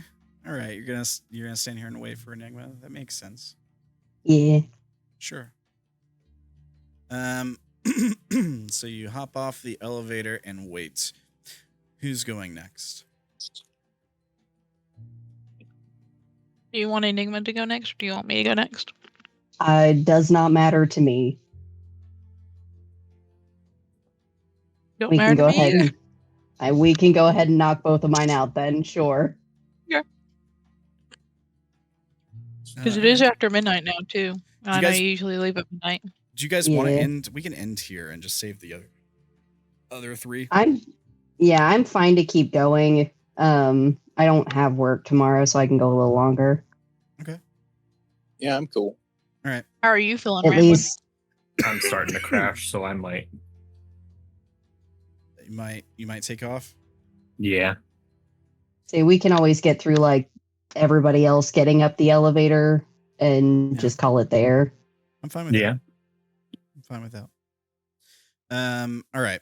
Well, I guess if you want to go Enigma, I can go. I can do Ernest last, or I can do Ernest. It doesn't really matter for me. You guys want to roll for it? Don't matter to me either way. Sure, let's roll for it. 1d3, 1 Cassidy, 2 Enigma, 3 Ernest. Okay, I'm gonna go before I fall asleep. All right. Have a good night. night. Thanks for hanging out. You guys too. Bye. All right, so Ernest walks up to the elevator.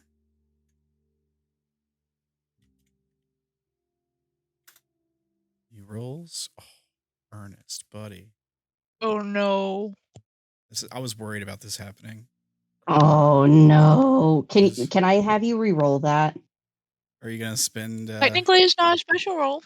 Yeah, technically. It's Yeah, not. I'm gonna spend the point. I don't want Ernest to deal with that guy. All right. I tell you what. While I'm re-rolling, let me run to the restroom really quick. I'll be right back. All right, no worries, man. All right. 1 sec. Could we re-roll it for him? I don't know if we can. Him just come back and there's a bunch of rolls.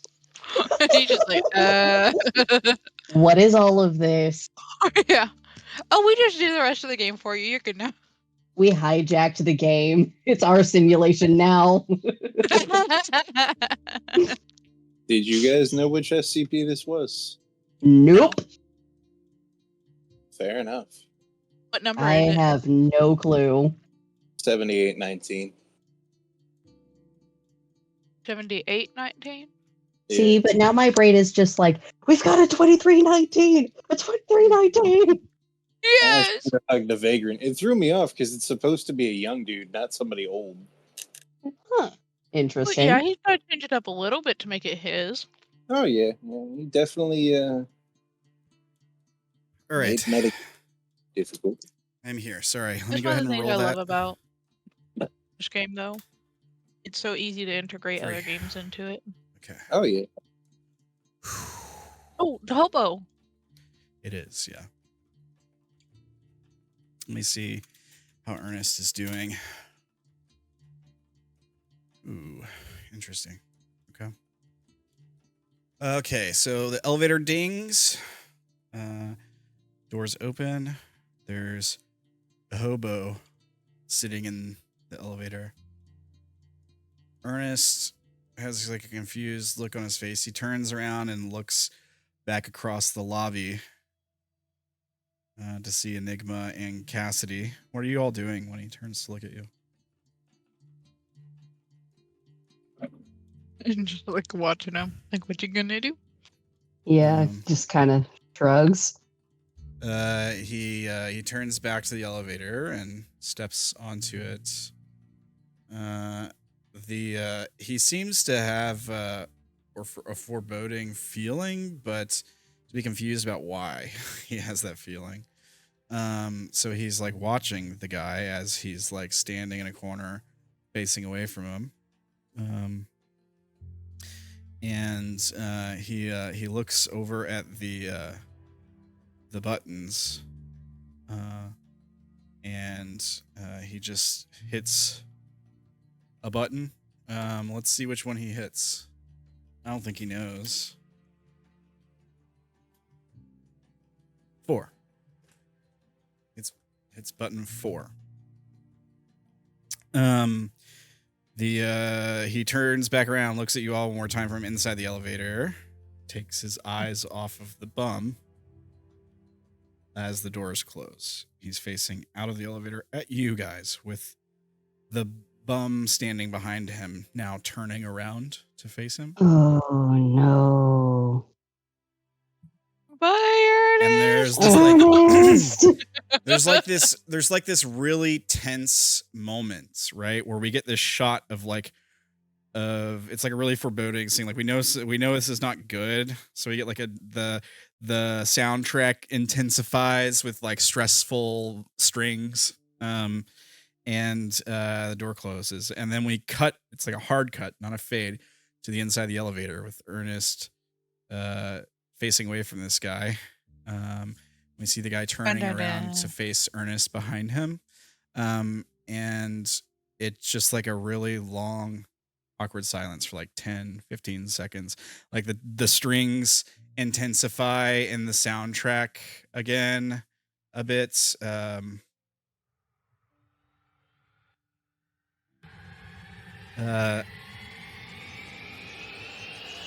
then we get I hate that music. Yeah, we get the end of it as Ernest starts to turn around to face him, but nothing happens. It's all just a red herring. Instead, the guy is staring at Ernest with this sort of like warm expression on his face, not dissimilar to the look he was giving Dank, actually. Ernest seems confused. He like stares at him for a second as the elevator like lurches and starts to move. And the guy just like stares back at him. Again, he's given Ernest the same expression he was giving Dank, just vacantly staring at him.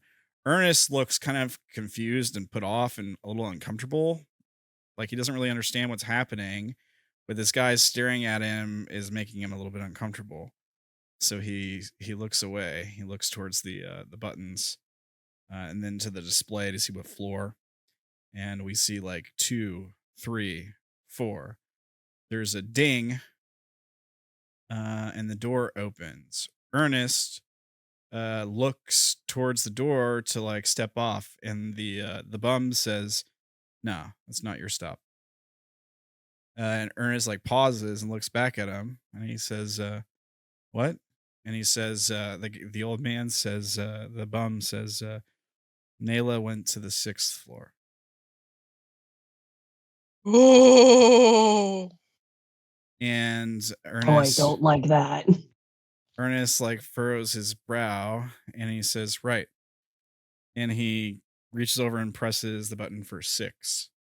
The door closes. And then he just sort of like watches this bum. He just like sits there and stares at the bum for a minute. Again, the elevator ride takes way longer than it should. After like a minute and a half goes by, the bum steps forward and holds out his arms to like give Ernest a hug He doesn't keep advancing towards him. He gives Ernest room, but he just like holds out his arm like to give him a hug. The same like kind of like look on his face. Ernest looks confused. And he kind of like looks at the guy for a minute, and then he like looks down to the side. Then he shrugs and he steps forward and he hugs the guy. The guy hugs him hard. Like a hug you'd give like a long lost family member you haven't seen in years. Like it's a little bit too long. And there's a heavy padding on the back. And he kind of like squeezes him tight. Like you can tell by the way he's hugging Ernest that either the bum really needed the hug, or he feels like Ernest really needs the hug. One of the two. And Ernest kind of seems like confused and a little bit uncomfortable. Like he hugs the guy back, but it's not all that enthusiastic, I guess is the way to put it. And the guy just like hugs him deeply, right? And it goes on maybe just a tad too long, where it's just a little bit uncomfortable. And then he lets go suddenly. He kind of like puts a hand on either of Ernest's shoulder and kind of like backs up as if to like get back so he can kind of look at him, right? Like look him up and down. And then he like puts a finger up and he goes, "Here, I got something for you." And he reaches into like his jacket pocket and he pulls something out. And it looks like a little like a cardboard box. It's probably about the size of like as long as like maybe your index finger at most. Not very wide, like as wide as like 2 index fingers. It's like a little matchbox, basically. And he holds it out to Ernest. Ernest seems confused, but he takes it and he says, "What is?" And the bum goes, "Shh, shh, shh, shh, shh."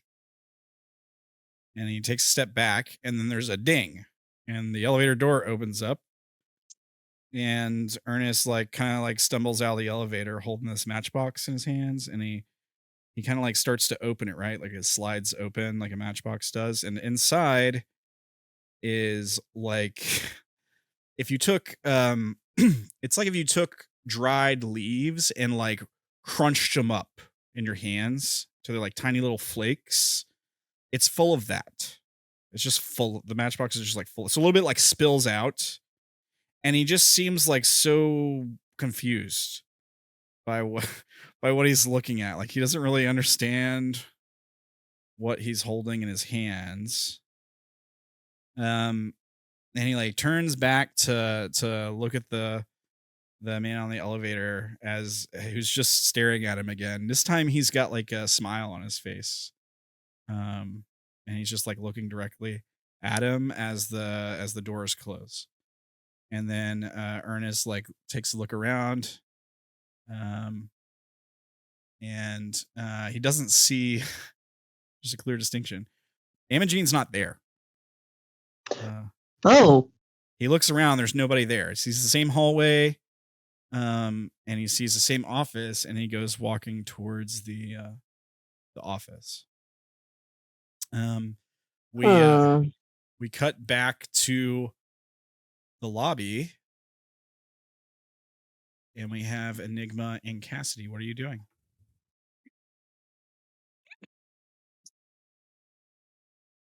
Are you confused?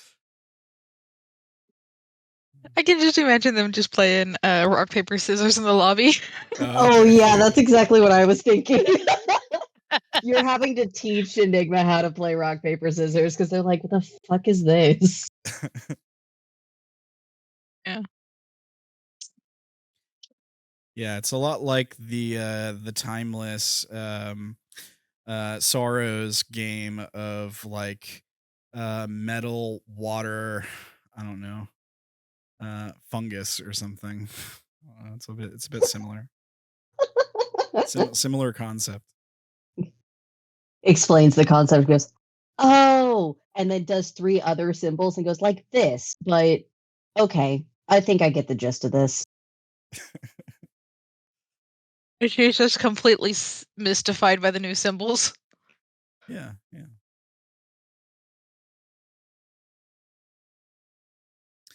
Okay, so Who next? Hmm? Who next? I don't know. We're over here playing rock paper scissors. I feel like we should each roll a d3. Yeah, go for it. Yeah. So so 3 beats 1, 1 beats 2, 2 beats 3. Yeah. All right. Yeah. 1, 2, 3. Well, that's a tie. Yeah, you both put out the same symbol. 1, 2, 3.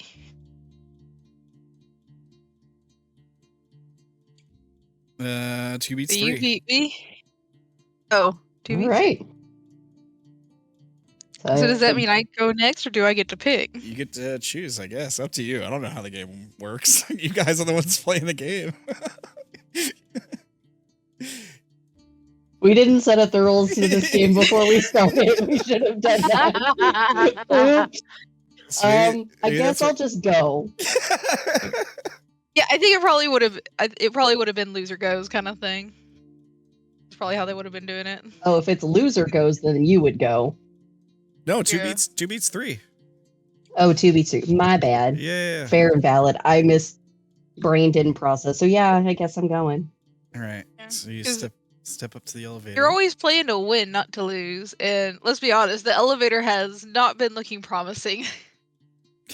I swear to God, if I roll a d4, I'm gonna throw something. Yeah, roll your d4. See what you get. That'd be so funny. I swear to God. I'm going to use my 1 influence point to change that, please. All right, you're gonna change it. All right. Okay. Wait. Am I okay? Do I have to roll that again then, or are you just choosing? Well, I can roll it, or you can roll it. Up to you. It'll be re-rolled. I got the thing up. I'll just. All right. All right, 3. So you get the bum again, Uh-oh. I believe. Cool. Yeah. So ding, door opens. Homeless man sitting in the corner, facing away from you. All right. Here we go. I'll slide in per the parameters and hope the button to go up. It doesn't click to her that she's completely by herself yet. Yeah, you get like a little finger wave as the door closes, as I'm not actually looking at you because I'm watching this guy. Right. Yeah. Okay. So yeah, the door closes. The elevator lurches. You smell the smell. I mean, this guy clearly hasn't bathed in years. There's pee on the floor, all that good stuff. Yeah, he turns around. He stares at you, like intensely. You just watching him? Hi. He doesn't say anything. He just stares at you. Kind of like sways to one side a little bit. Like a little sway or like a big sway? Here, let me see. Kind of a big sway. Yeah, if it's kind of a big sway, Enigma is going to reach out a hand to like steady him. Yeah, you do. You steady him. He keeps staring at you. There's like a long, kind of awkward pause. You do steady him though. He stops swaying. Well, that's good. He opens out his arms like to give you a hug.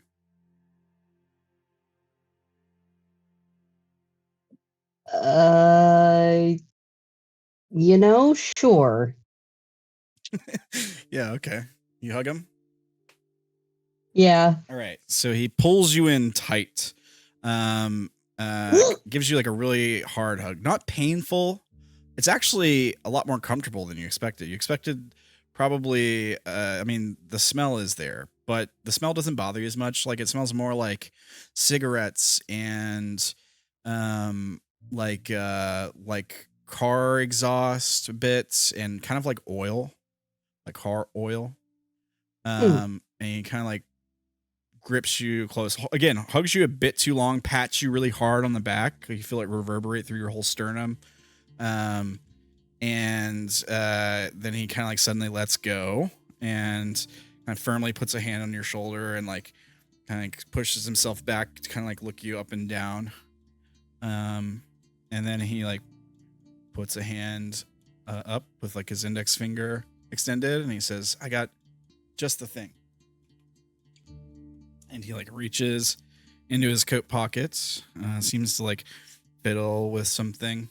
And he pulls out what looks like a little like crudely carved piece of balsa wood. And it's probably like is the bottom of it is as long as like your index finger, your middle finger, and it's quite thin. It's probably like as thin as your finger, but it's like a small platform with like a bunch of people standing on it. And they're tiny little people. They're probably no bigger than like the size of your fingernail or something. But there's probably like 5 or 6 people, all in different poses, right? Like some are, there's one that's like holding a little spear, a little wooden spear, kind of looks like a toothpick because it's so small. There's one that's like holding what looks like it could be some kind of firearm, maybe. There's another that's like flexing really hard. And then there's one that's got like glasses on, like a lab coat, and is like reading like a book or something. All like different depictions, but very clearly the same person. Like they all have the same hairstyle or the same face. And yeah, he kind of like stands it up in his palm and he holds it out to you. Oh, that's beautiful. Did you carve that?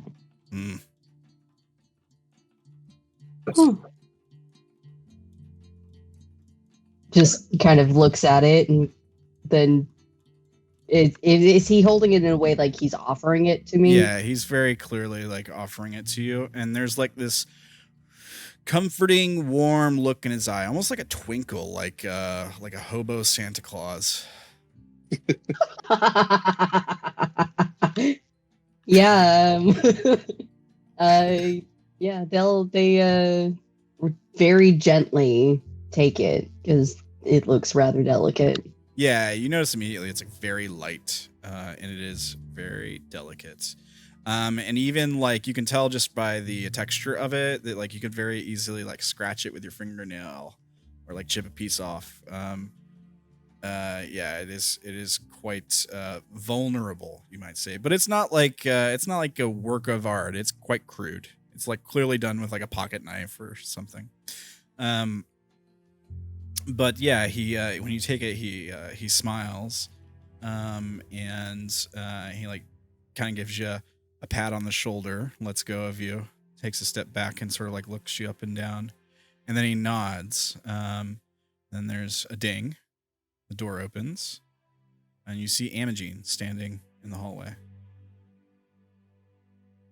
Yeah, they kind of per the rules, kind of step out sort of backwards or whatever, kind of keeping an eye on this guy, and then just kind of with this thing in their hand, just kind of waves at him with the other one and goes, "Thank you. This is very nice." He doesn't say anything, but he bows slightly. He sways a little bit when he does it, but he like catches himself.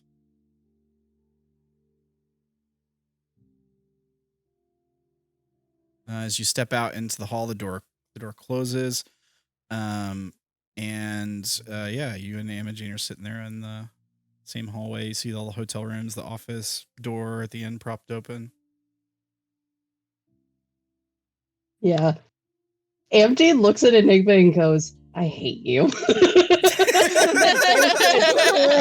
Away towards the door. Enigma's just like, "What did I do?" And follows along. He's like, "All right, you piece of shit." And so they're like half bickering, like siblings would. Yeah. Yeah, cool. Okay. All right. So yeah, we see you bickering as you like step towards the office door. We cut away back to the lobby where there's just one person left. Don't roll a 4. Or do. I used my one influence point to change it for you. If you would like, I can change it for you if you don't get something you want. I got a 3! All right, I'm not gonna do the bum again. I mean, it'd be unfair if you roll. You want me to reroll? No, I don't want you to reroll. You can get the bum. You can get the bum if you want. That's fine. I don't think it would be fair if I made you reroll and then you rolled a 4 and then you got on the elevator. I just don't think it would be fair. Can I get the lady? If you want to get the lady, sure, I'll give you the lady. Yeah, that was neat. And I feel bad that she only got done the once. I mean, I feel like if you want the bum, you should get the bum too, though, because you did roll it. The bum was neat, but he did get done 3 times. Yeah, he got the most uses for sure. Yeah. And even though it was all done on Amgene, technically the guy in the suit did get done twice. Yeah. All right. So yeah, there's a ding, the door opens, and you see this woman standing in the elevator.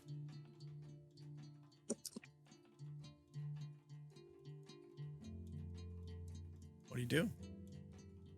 Hello.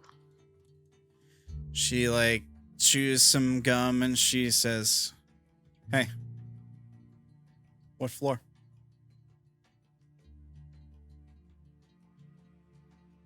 Pop?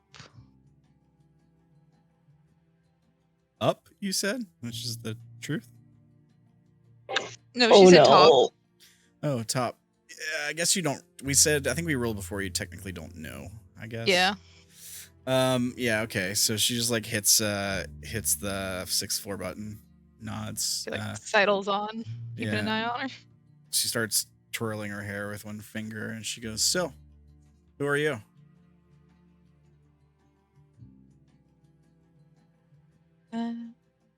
Narcissa.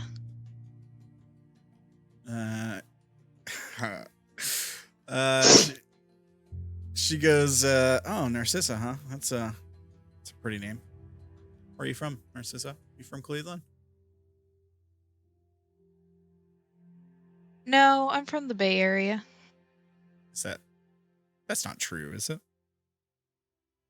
No, she's from Vegas. Okay, I thought so. She nods. She goes, "Cool. I'm just from out of town, staying, work thing. Just got back from workout. Got a date later tonight. Nice. She nods. She goes,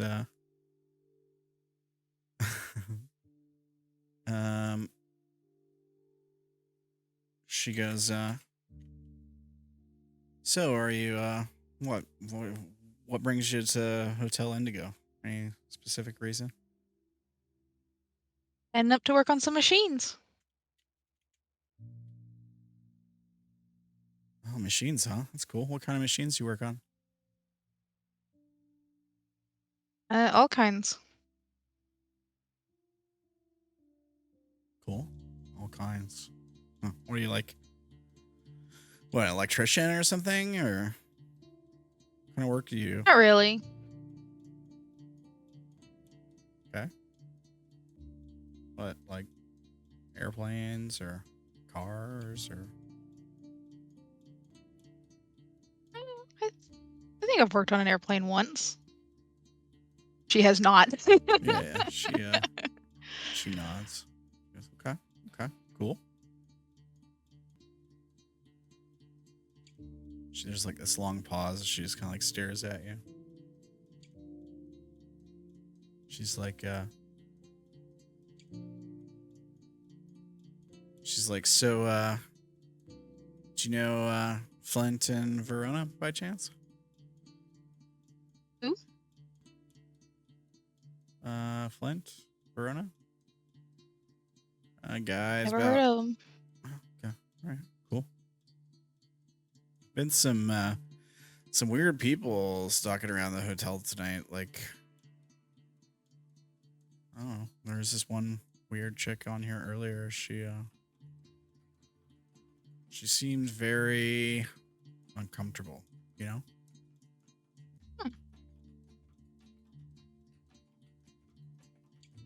Guess I'll have to keep an eye out for him then. Yeah, she nods. She says,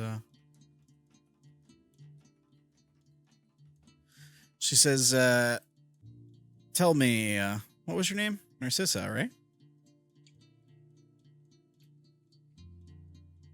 She goes, tell me, Narcissa, do you think you're a good person?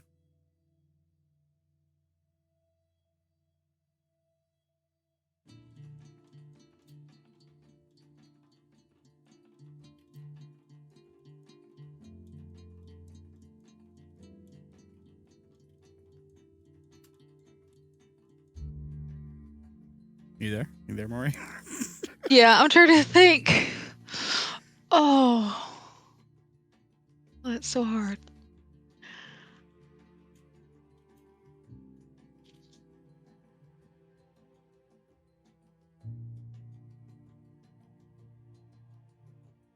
Trying to think how she would answer.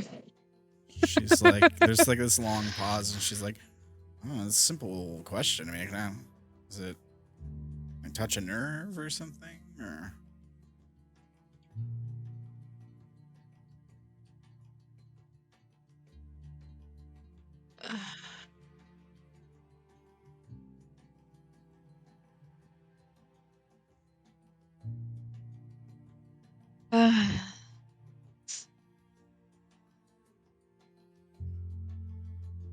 Good person isn't always black and white, unfortunately.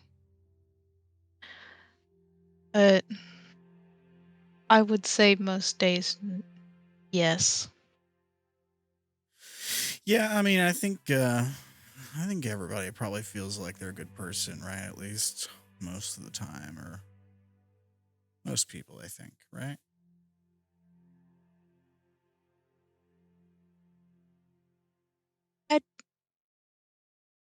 I think most people don't even think about it, to be truthful. Yeah, maybe. Maybe.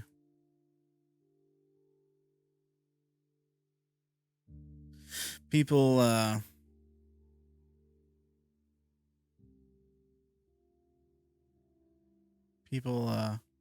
seem to think about whatever motivates them, I guess, you know?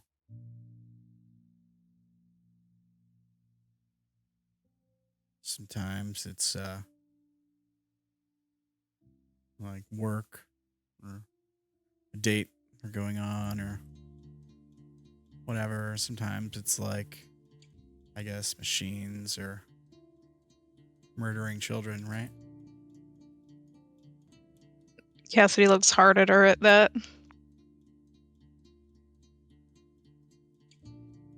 What? Was it something I said?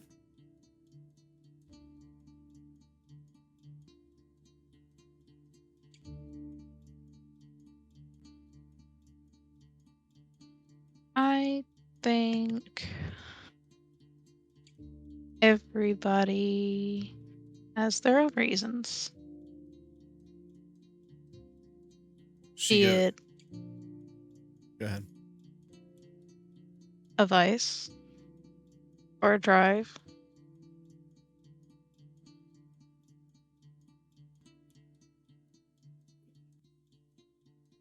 She goes, you think that's how they see it? That it's just another vice or a drive?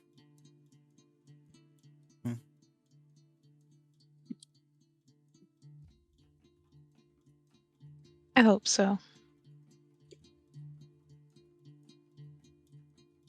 Is that the truth? No. Yeah, it's just a long pause. She just looks at you. And she says, huh.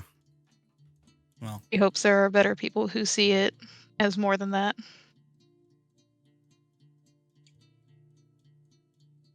she says, well, they're really going to have their work cut out with you, huh?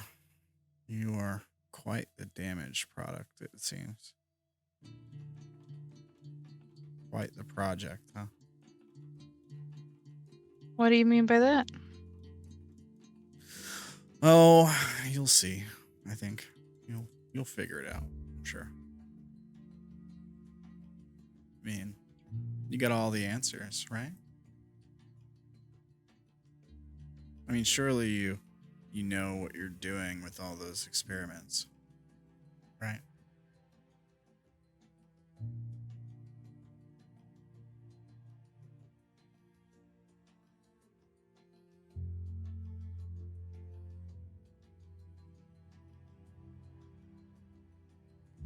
I think I do. She starts to blow a bubble with the gum she's chewing. The whole time she's just like staring at you. There's the bubble pops and there's a ding, and the door opens. She'll turn slightly, still keeping her arm peripheral, and start moving for it. Yeah. She just stands there staring blankly at you as you like exit the elevator door to the same hallway. Elsie will turn to watch her as the door closes. Yeah, the door closes. And again, the whole time she's just kind of staring blankly at you. She like you see her like start to shake her head side to side right as the last gap in the door closes.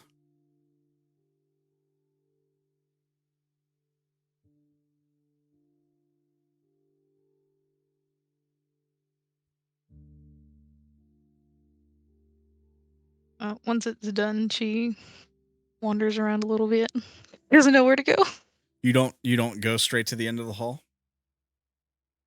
Well, if it's clearly different than the others, then she would. I mean, you can you can hear sound coming from down there. There's a light on, and you hear like sound of distant conversation. But yeah, there are a lot of hotel room doors between here and there. Then yeah, she'll go for it. Right. She hears noise. You start to walk down the hall.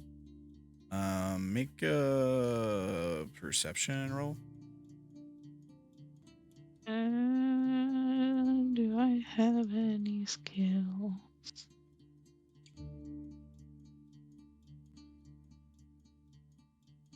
I have observation. Does that help me? Yeah. Okay. You hear a noise coming from one of the hotel rooms you pass on your left. It sounds kind of like a crying sound, like a woman crying.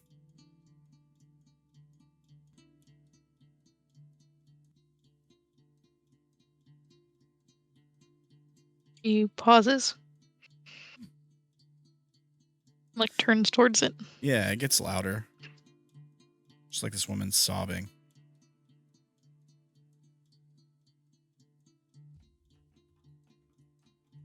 He'll go to it and be like, "Are you okay?"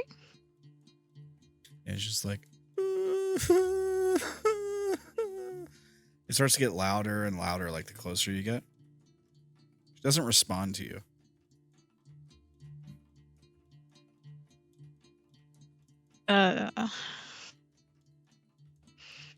She's going to knock on the door to like try to get the attention.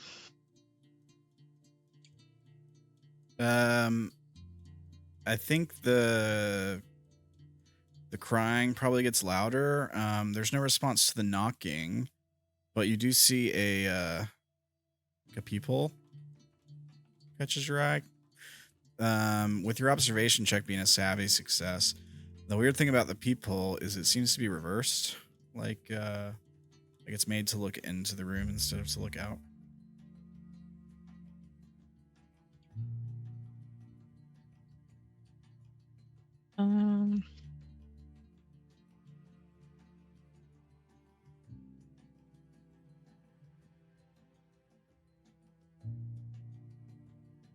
I don't. Her having been, especially so recently, having been locked up in a room, I don't think she would look into it just because she feels like that would be a breach of privacy. Are there numbers on the room? No. Actually, you look down for numbers and there's like a plaque where like room number would be, but it's blank. You turn around and look at the other rooms and you realize that like all the plaques are blank. Where there should be room numbers, and also like the plaques themselves are, what's the best way to describe it? They look like a typical plaque you'd see at a hotel, but they're made out of like a strange material. Like they almost look like they're like paper mache or something. Mm-hmm.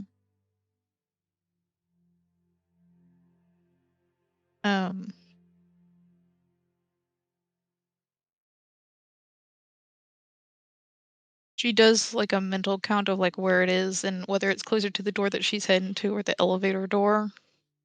Yeah. It's like 7 doorways from the office room door on the left side.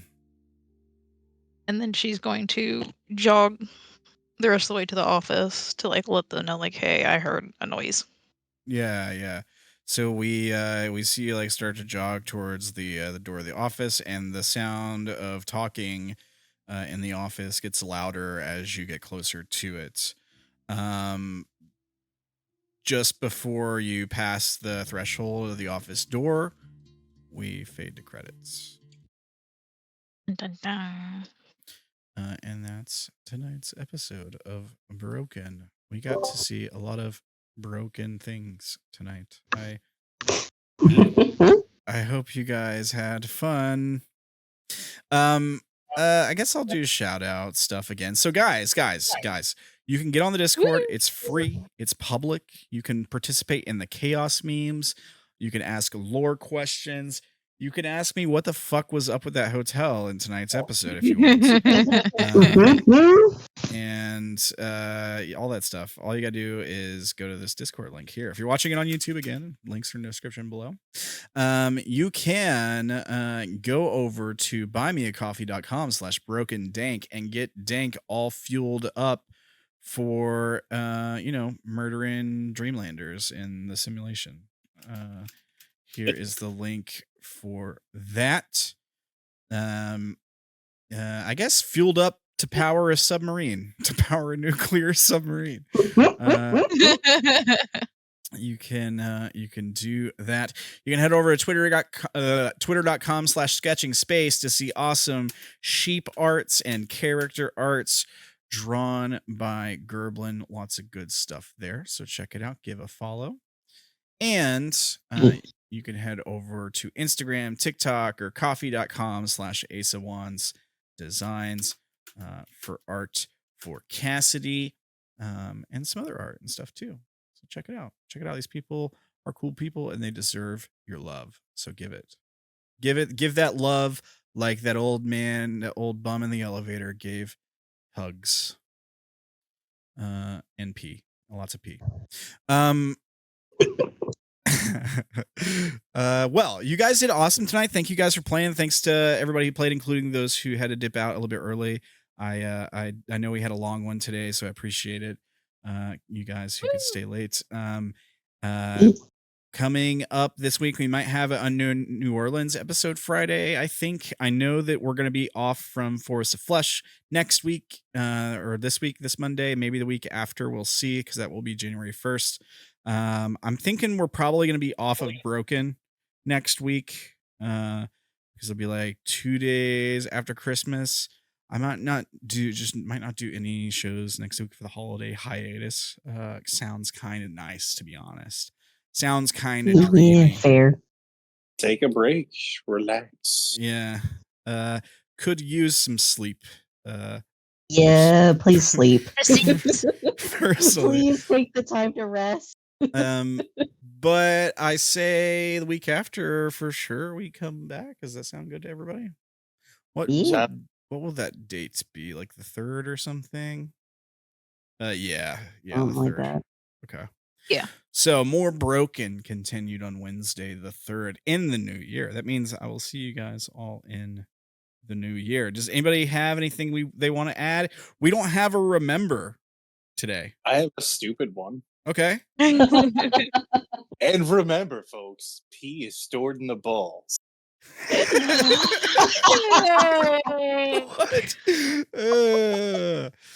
All right.